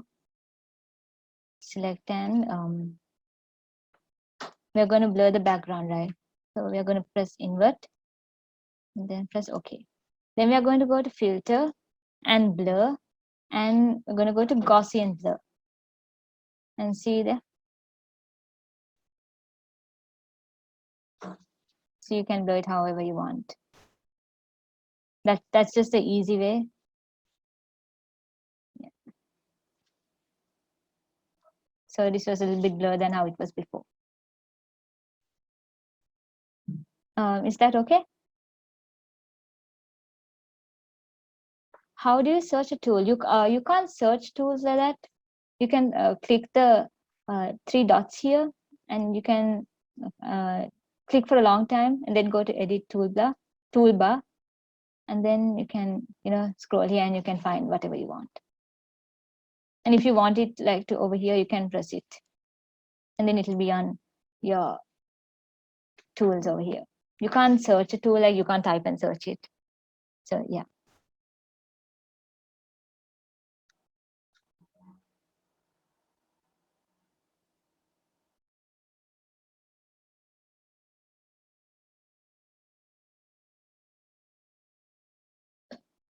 So yeah, that's all I have. Any other questions?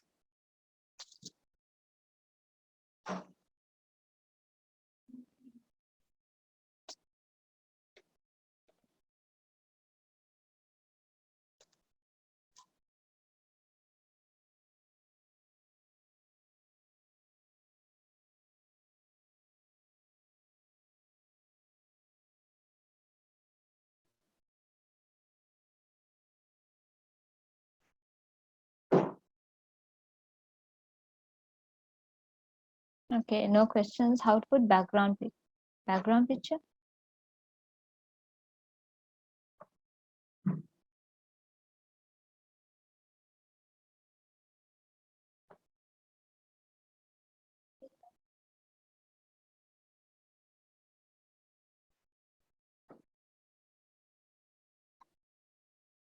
So so I guess y'all don't have any questions. Guys, if you all have any more questions, you're free to ask.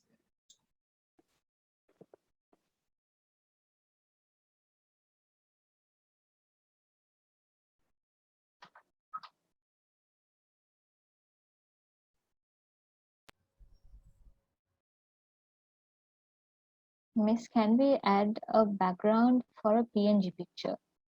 Yeah, you can do that. It's easier to just copy the background you have and just paste it on that.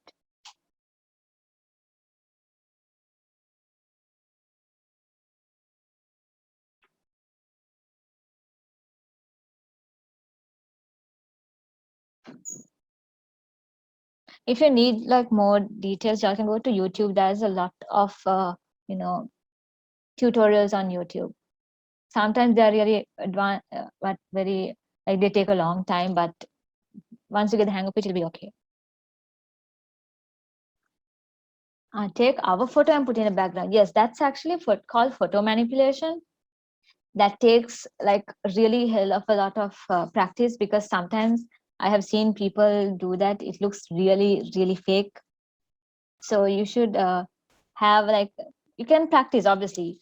Everything comes with practice. So you can practice that. You can select yourself, like what I showed you. Do the selection tool, copy yourself, like this girl I'm saying, and you can put her onto another background. Just select the character. And now what we're going to do is now, okay, now she's selected. So if nicely see, like can zoom and see if like all the the areas on the side is like nicely selected. So now we're going to delete it. So once you're done with the selection and you're happy with it, you go on top and you click this option that says select and mask. and it's going to come like this. You're going to have like a, like a tile kind of thing back behind. So we're going to go here, and if you want like a really good, like edge cut out here, and as you can see, it's like very blurry. So you go to radius and you increase it to like, let's say 10. 10 is really good, or 9, anything. Then you go to smoothen and increase it to like 25. Just how happy you are with it. So like this looks like really good for me. Yeah. So and then we're going to click. Once you're happy with the edge, once you're happy with the edges, you're going to go and click invert, because we are going to like as I said, we are going to delete the background. So always remember to click invert if you're deleting the background.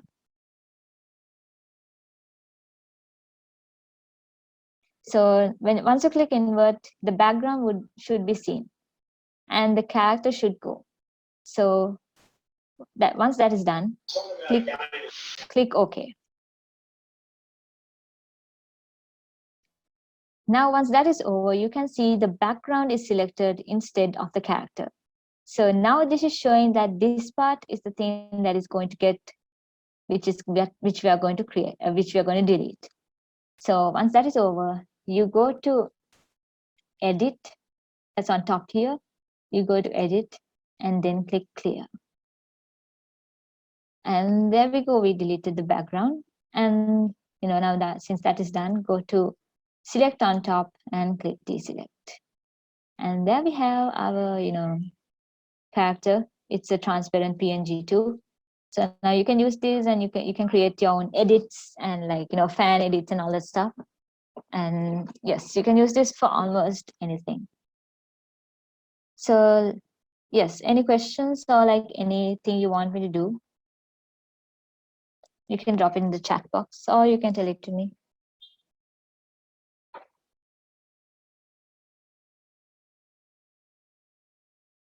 Can you hear me? Yeah, I can, but can you speak a little bit louder? What exactly is the difference in Illustrator and Photoshop? Like, why would we use Photoshop? Yeah. And in what instances can we use Illustrator? Yeah. So Illustrator is normally used to design stuff. Let's say you are going to, like, if you're making a post on about some skincare thing, okay? I'm taking that as an example. So now you want to create like a water drop, or you want to create like a leaf or something. So you can't do that on Photoshop, because Photoshop, like I said before, is used to only edit pictures. You can't like I said, make a square like in Photoshop. You can't do that. You can only do that in Illustrator here. Like I made this smiley face. You can't do it in Photoshop. So Photoshop is used to only edit pictures, cut out backgrounds, enhance the colors, the hues, and the saturation and all the stuff is used to edit the photos. Illustrator is the place where you go to design stuff, like let's say a social media post, or like a book cover, or like pretty much anything, like a website or something. You're creating a brochure or something. So yeah, I hope you understood. Illustrator is to Thank you. Illustrator is to design something. Photoshop is to edit. So yeah. Any other questions?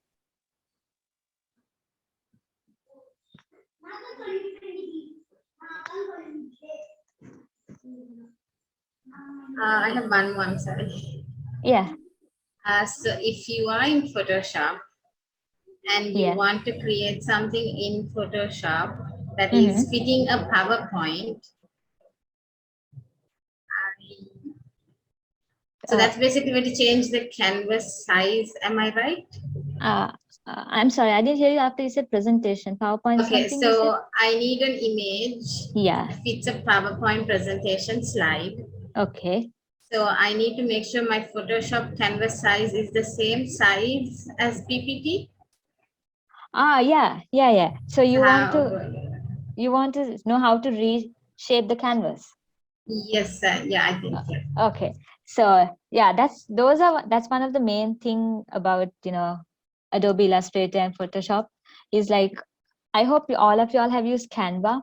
So in Canva, it's like a very easy designing thing, but there's limits. So you have to pay to like, I think, resize the canvas. So let's resize this canvas, okay? So let's go to Illustrator. It's easier there. So now this, as I said, this is 180 by 180 pixels. That is the standard Instagram size for like the square post. It's 180 by 180 pixel. So now let's make this longer. Okay, so I'm going to delete this little guy. Now let's make this now as you wanted a PowerPoint presentation. So PowerPoint presentation is probably like this much longer, I guess. So let's resize this canvas. Okay, so we're going to resize this. So over here, you would have the artboard tool. If you don't have that, you can press Shift O. That's the short form. So you click that. It's really easy. So once you click that, the outline of your workspace would be like outline. So to just increase that, you can, see this much. Or you can go to, I don't know the exact PowerPoint presentation. I don't know it by heart, but you can go to 1080 by 720. 1080 by 720 pixel. Okay. 1080. Now see on top here, it says W and H. That's the width and the height. 1080 by 720. Yes, if I can find it. Okay, so I'm going to You type want to know how this can be done in Photoshop? Yeah, I'll tell that also. Okay, thank you. So this is on Illustrator, 1080 by 720. You click that, and that's done. See, it became longer. Let's do it again. 180 by 750. 750. Enter.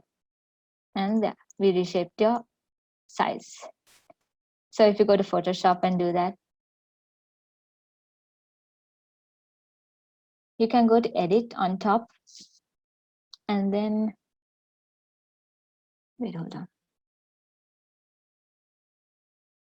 Yeah, so you come here in Photoshop to increase the Photoshop's to resize the canvas on Photoshop. What we're going to do is we're going to go to Image, and on here on Image it says canvas size. All the short form is Alter Control C. So you go to Image, canvas size, and then over here you can change it. How much was it? 180, 750.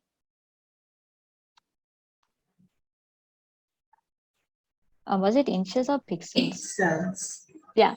So on the side, remember to change it to pixels.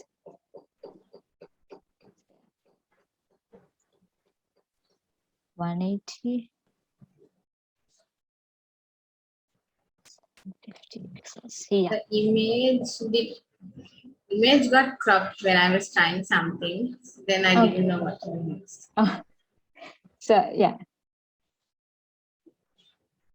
Yeah, it became bigger.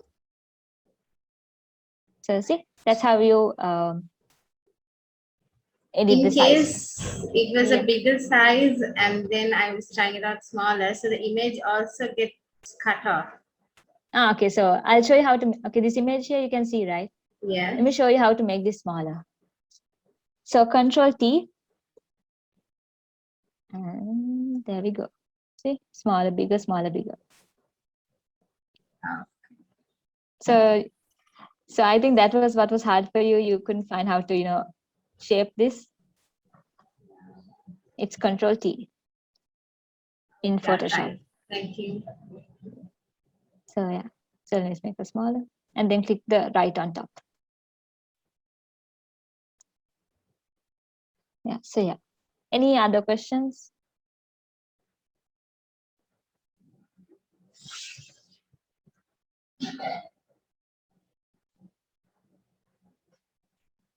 Okay, so let's say we are going.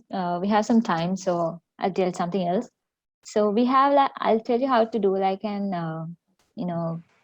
if you're making like a post or something, how to get like images for that. So you can go to the internet, and there's a really good website called freepik.com. You can get free vectors and mockups for designing and stuff. like over here. So let's say, or you can go to Google. Let's say skincare illustrations. That's already there.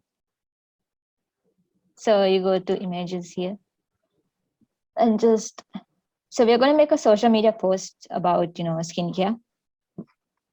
How about this? Okay, this. So you can go to the website. Oh, it's free pick. As I said, that this website is really good if you want, these illustrations and all that stuff. So you can click download. Click, I think I have this. You click download and it will download the, zip file. So here you go. That's the zip file. So it will have the Adobe Illustrator file here. So let's open that. So see, this is Illustrator. So now I'm going to select this girl here. Does it see that? So I'm going to select this girl here, and you can use her to create like a social media post or something, or like basically anything. So let's go to the first one. So we're gonna take her. What we're gonna do is we're gonna select her, and then Control C. Let's copy. Then come here and Control V and paste it. Like over here. So I'll show how to use the pen tool. So to do some nice stuff. So I'm going to use a nice green color, a light green. Let's make some kind of drips, like something over here. So let's click one side here.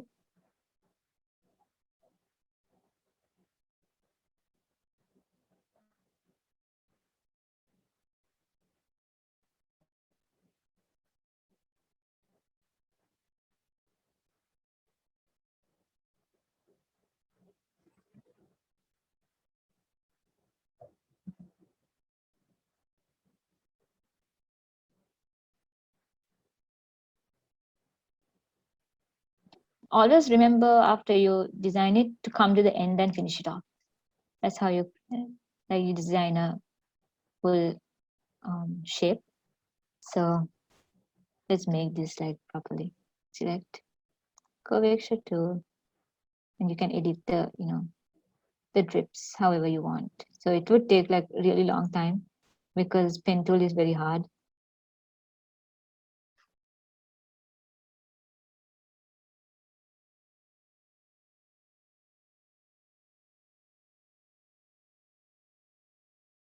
I'll show an example of this drip and like blobs kind of thing I have done on one of my designs.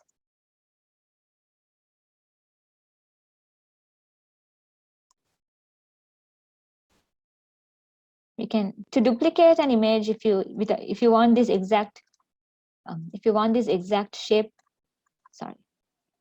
So if you want to duplicate an object, like if you want this exact shape, so you can't just keep on drawing it, right? So to duplicate is click alter, and then drag, then leave. Click alter, drag, and leave. So let's make this a bit darker. So I'm going to put increase the size of this.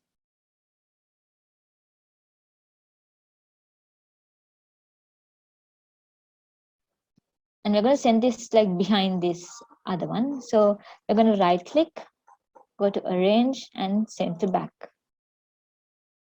See? So let me show you. How do you rotate? Like if you want to rotate the darker one to another side. Another side, yeah. So that's called reflect. It's called reflect. So now we'll take this, and you right click, and then we go to transform. Okay. In transform, it would say reflect here. You see, it turned. Let's do that again. Transform, reflect. It turned the other way around. Oh, thank you can also change, you see, on top here, the angle, Yes. how you want it. So you can turn it there, turn it here. I think 90, how it was in 90.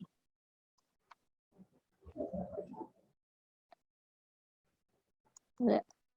So it's for this side. Send it back.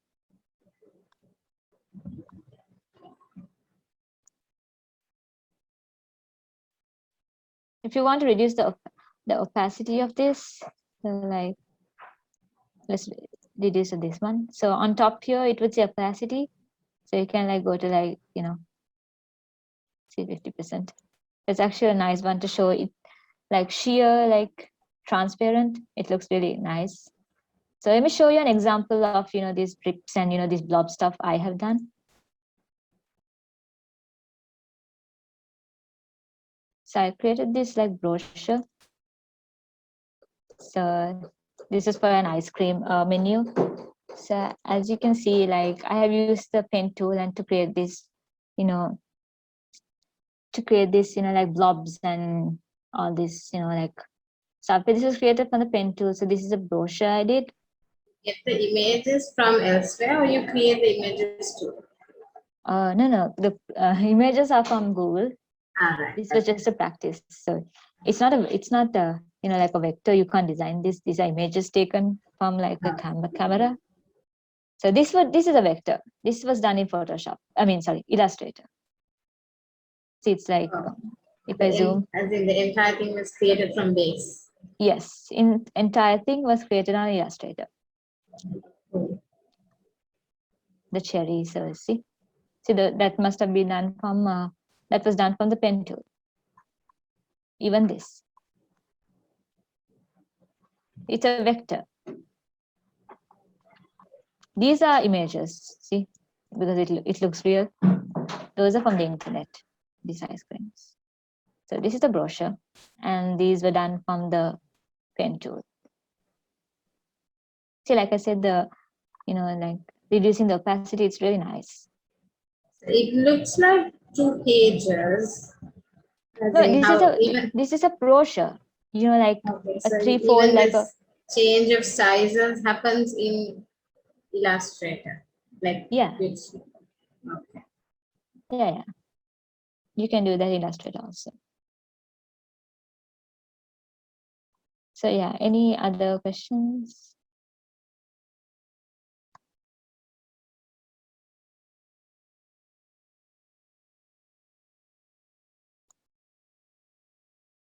Like, do you all want me to like do anything and show you?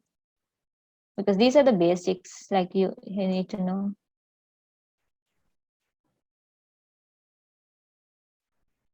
You mind if I ask about your connection? Connection, as in? It seems so smooth to use is it the connection or the device itself? You're saying internet? Yes. Yeah, so since like I actually have the internet I'm using is SLT.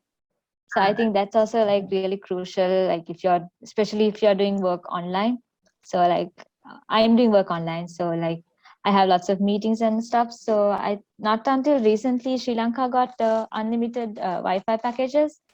So I'm telling, like, if you're a teacher, or if you're like, you know, like especially anyone who is always in the internet, I would recommend if you can get the SLT unlimited Wi-Fi package. That's what I have. So I have, I think 20 Mbps. No, speed is, can't remember. I think it's 10 or something. That's wireless? Yeah, it's wireless. The wireless one. So it's smooth, right? Yeah. And what about how approximate cost? I'm sorry? What is the approximate cost of it? The cost, yeah. So we have I think not the highest one.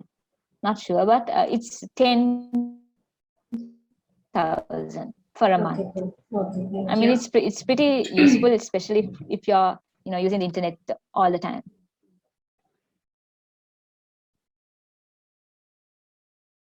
So yeah.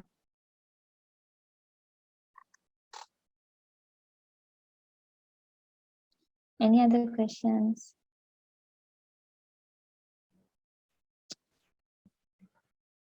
There's a question on chat. Can you show us how to create a logo? Logo background. So okay, let me just show you an example. Logo background. Let's go to, you know, like I said, Dribble. I said Dribble was a good place to, you know, get things here. Let's go and search logos. So logo backgrounds. Logo backgrounds mostly they use black. They use white for backgrounds. But I really don't understand what you mean by background. Can you elaborate on that? What you mean by background? Because logo background just I don't understand. Because it's always black or white or it's some kind of solid color. See, these are logos.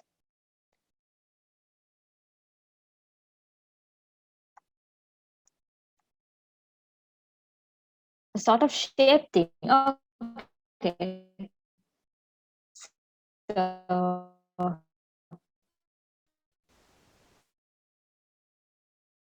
okay. So you want to make all this. So let's make like a tulip. Okay. So what I'm going through is like a tulip, a lotus. Okay. So let's take, the pen tool. So I'm going to make it like peach color, red color. Okay. So we're going to make a tulip. So I'm going to straight line and then curve it to the side. Same thing on the other side.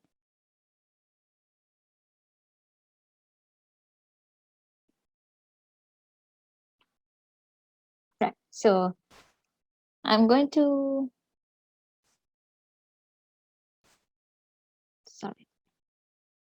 kind of nicely get it perfect. Okay, so we have our petal here of our lotus flower. So I'm going to duplicate this once, twice, 5 times. So let's see. So these two would be the leaves. So we're going to focus on these two. These three would be the petals of the lotus logo we're trying to make.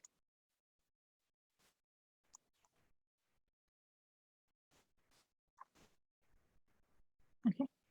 So yeah. So my idea is to make like a lotus flower with 3 petals. I have done this design before. I will show you all it later.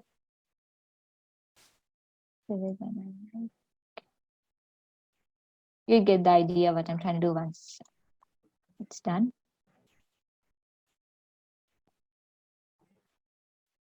Is there a way where we can make sure that the petal is very symmetrical, like, or we have to make sure it looks symmetrical? Like, especially if you're making like a weird shape like this, you have to, use your like eyeball it and check if it's symmetrical. Or if you're making like a circle or a triangle, to see if it's symmetrical, is this, pink line there? Can you see? The pink line. Okay. And if you want to see if this like matches like over here, like if you want to get it in the right line, so see if I bring it, see you can see there's a pink line. See, so now that is correctly on line with the petals there. So yeah, unless it's like a really famous shape, you can't see if it's symmetrical or not.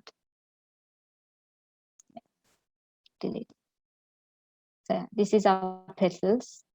Let's make them like a peach. What colors are lotus anyway? I think. So then we have our leaves. Let's make them green.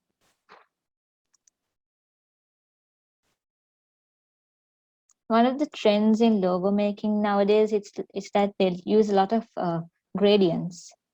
So it's really cool. Gradients are really cool, but sometimes people go overboard with it and use like really, really ugly colors, like very contrasting colors. So always when you're using colors, don't see this part.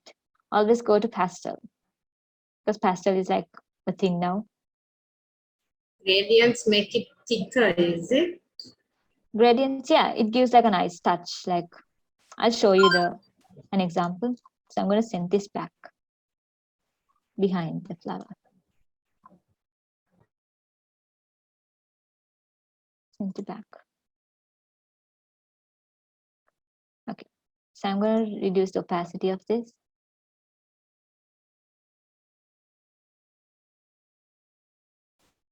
Of this too. So here we have our like Lotus logo. I don't like logo designing that much. It's not like my thing. Can do the basics. So yes. So let me show you all a similar logo I did for my portfolio. So the same thing, but better than this. So here we go. See? So there is a gradient for the petals. So there's like a purple, not purple, like a magenta. It fades into like a peach. So there's a dark green fades into a light green. So when you're using gradients, make sure not to use more than 3 colors, because then it just gets too overwhelming. So if like I meant to dribble, see, they mostly use maximum 2 colors for their logos. Can you show how gradient works on what you were doing? Oh yeah. Okay. So now let's make a gradient in this. So now it's like pink. So this is the gradient tool here. It's the short form is G. So double click that. And you get like a line like this. Okay. So these 2 circles here determine what color would be the colors. Okay. So we have a panel over here on the side. So it has the gradiency. You can pull, pull this outside and on the edge, light. So one color is always dark and other color is always light. So let's make this purple and this color, say dark blue or light blue. Okay, that looks nice. Yeah, okay. So you can see there's like a diamond in the middle. So that's the blending part. You can show where you want the blend to be. And that. So that's gradient. So if you want, you can do like this, change however you want it. So what you do is just click somewhere where you want the light to fall.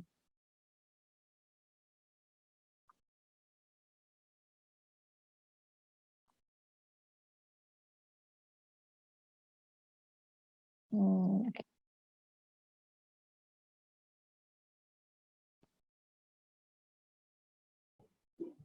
What if you want as in right now the shades are going from blue to pink from the top right to the bottom left, right? So what if you wanted to go from like the top itself, like the curve there, up to down? Like this? Yes, that way. See? Like this? Yeah. So you click it from top and drag it down. After you click gradient? Yeah. Okay. And then click it. See, from anywhere. So now see, blue is on top, purple is down. So from there, purple is up, blue is down. Wherever you click.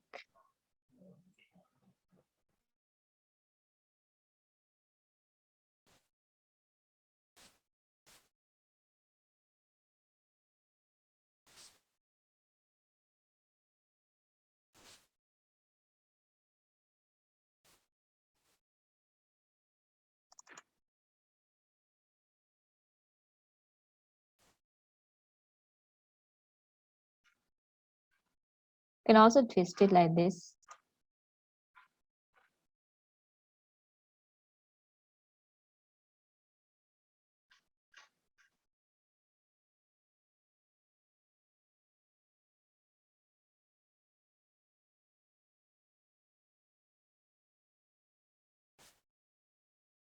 So yeah, that's our lotus.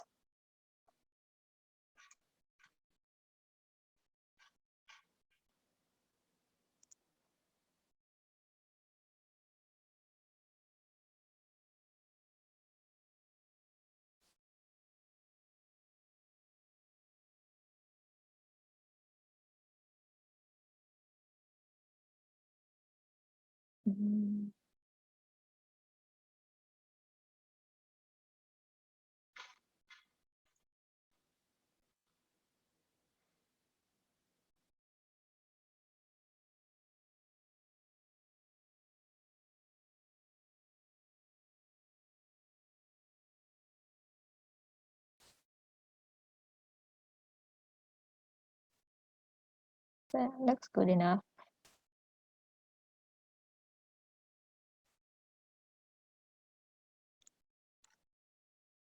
Yeah, so that's how to use gradients.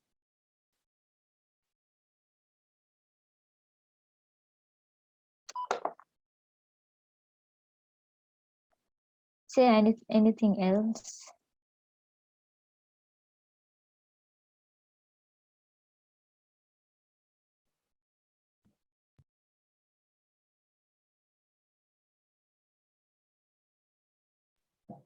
Someone said, I have a, can we convert a landscape certificate into a portrait certificate after downloading a landscape template from Freepik?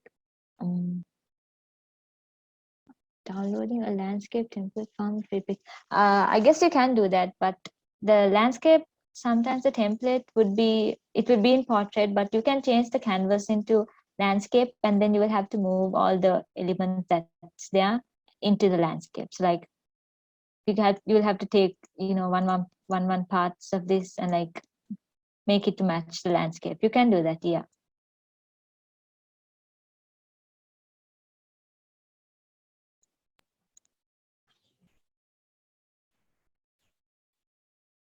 Can you briefly run through the features of each of those tools there?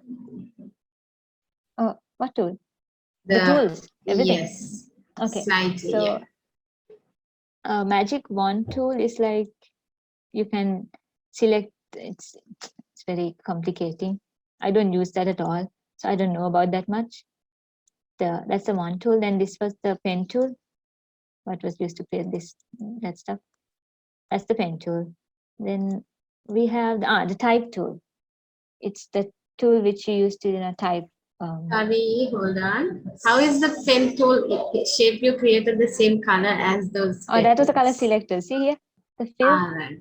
Okay. Yeah. So on top down you can change the colors, to the. So while you were working on the petal, the fill automatically gets Yeah, to it that. automatically Those becomes stuff. that. Yeah. So you can change it to blue. Blue. Now I'm changing it to the gradient again. Oops, they're all this right. There we have like our crystals. Okay, so type tool. So let's do like a type thing. Let's create a 3D text with the type tool. So you take the type tool and click once. Don't do this. Don't drag. It'll just make it hard for you. Don't ever drag. So just take the type tool and click once. Then type whatever you want. Let's type graphic design. So let's select it and make this a little big. Okay, so we are going to go to the selection tool and just make it big. So let's change the font because I don't really like this. Let's make it a bold font. Let's go to Poppins.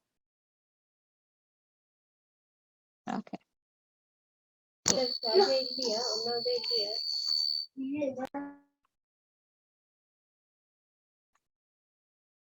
Let's go to another. I'm going to copy this.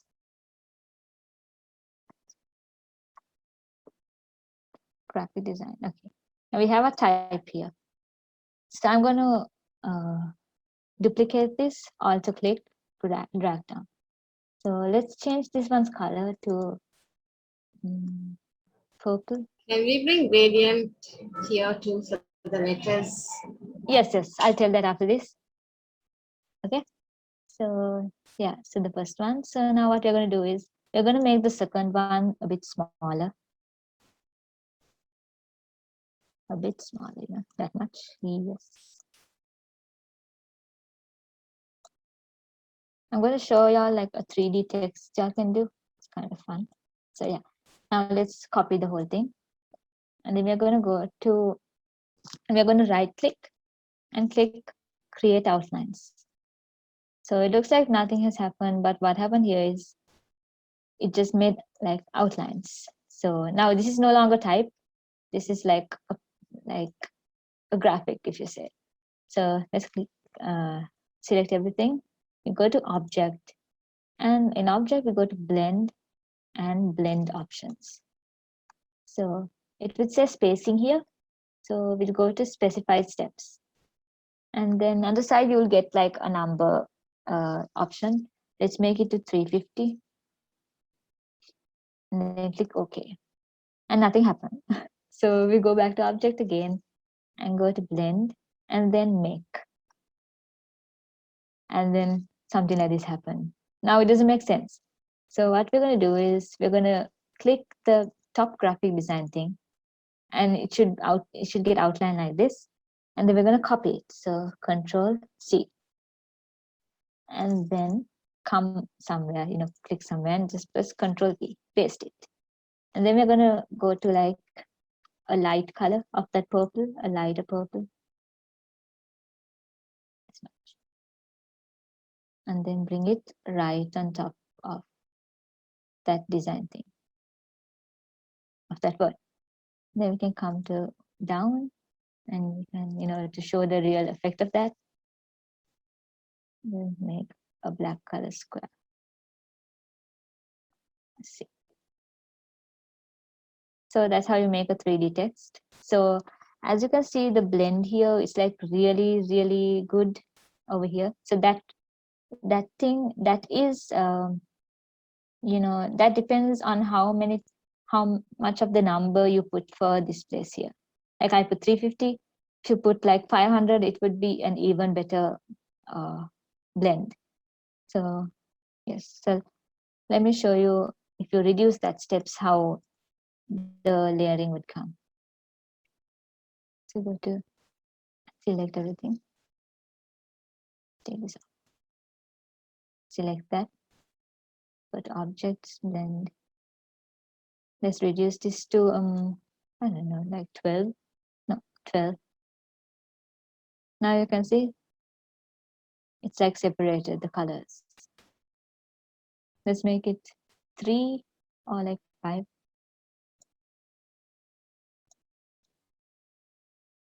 Look, it's not a good blend here.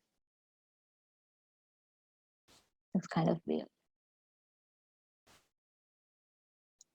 So yeah, 350 is a really good blend amount.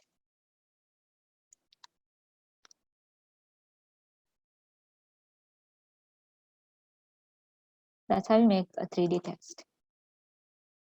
So that's good. It looks like it's good for like,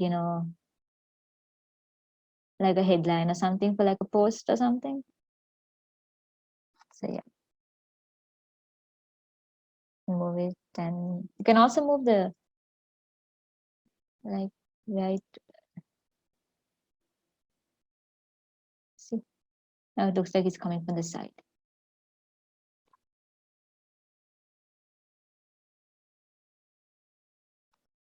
So yeah, that's how you do the text. Then we have the text and the triangle, the tool, shape tool. Then you have shaper tool. That's like, you can draw like this and you can make a shape. It depends, like, okay, now if I'm making a diamond like this, it kind of thinks it's something and it makes a shape. It normally doesn't work every time. So it's better if you just make it with the pen. Look, what I do was not a circle. That's what that does. Then this one, this is the width tool. That's if you use the stroke, you can make it big or small. Let me show that. So I'm going to take the pen tool. I'm going to draw.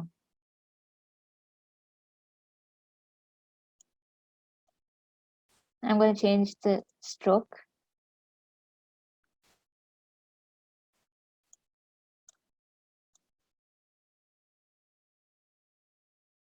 Let's do that again.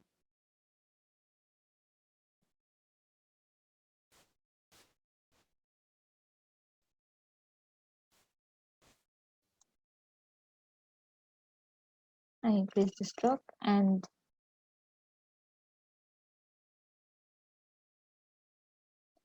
so I'm going to this width tool. What you can do is you can like increase the size. Can you apply stroke and increase for letters also? Yeah, you can do that. So we can choose any font and then increase using the stroke. Increase using the stroke, yes. Okay, thank you.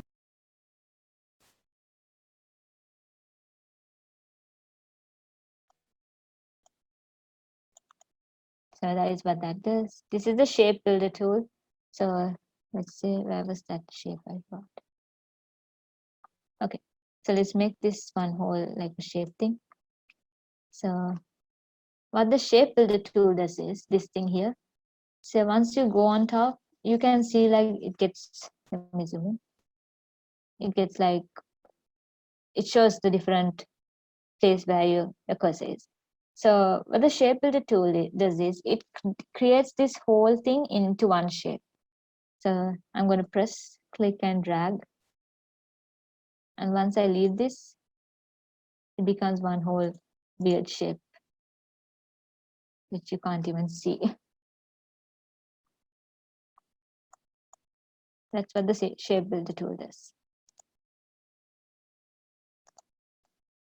This is mesh. You can change how the,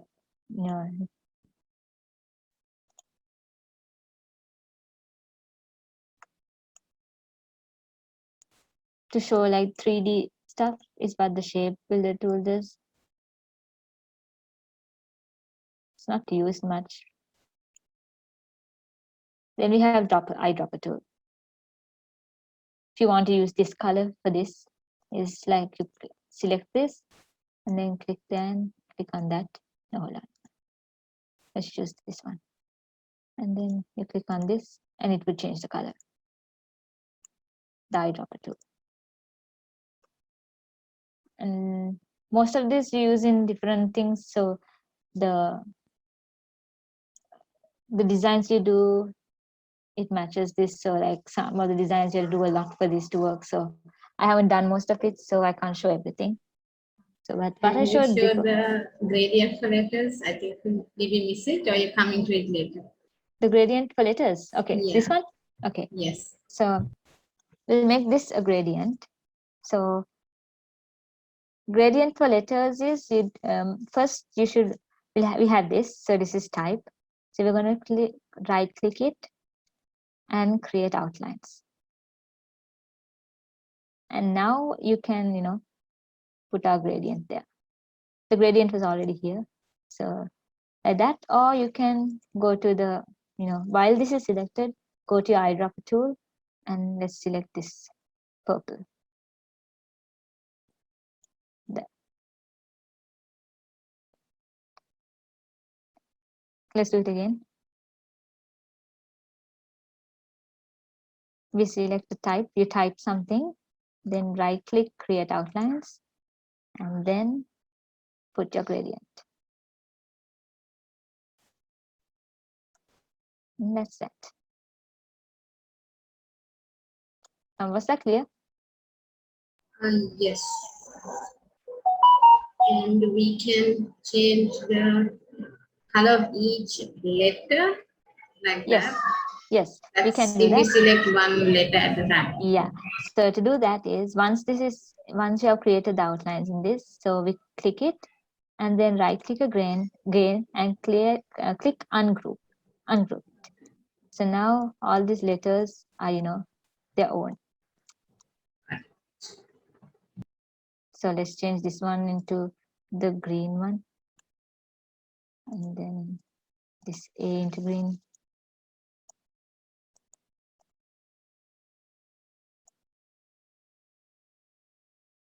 So yeah.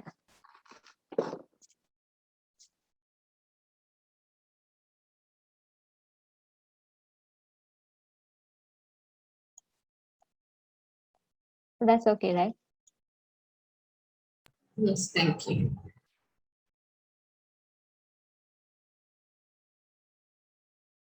Anyone else has any questions?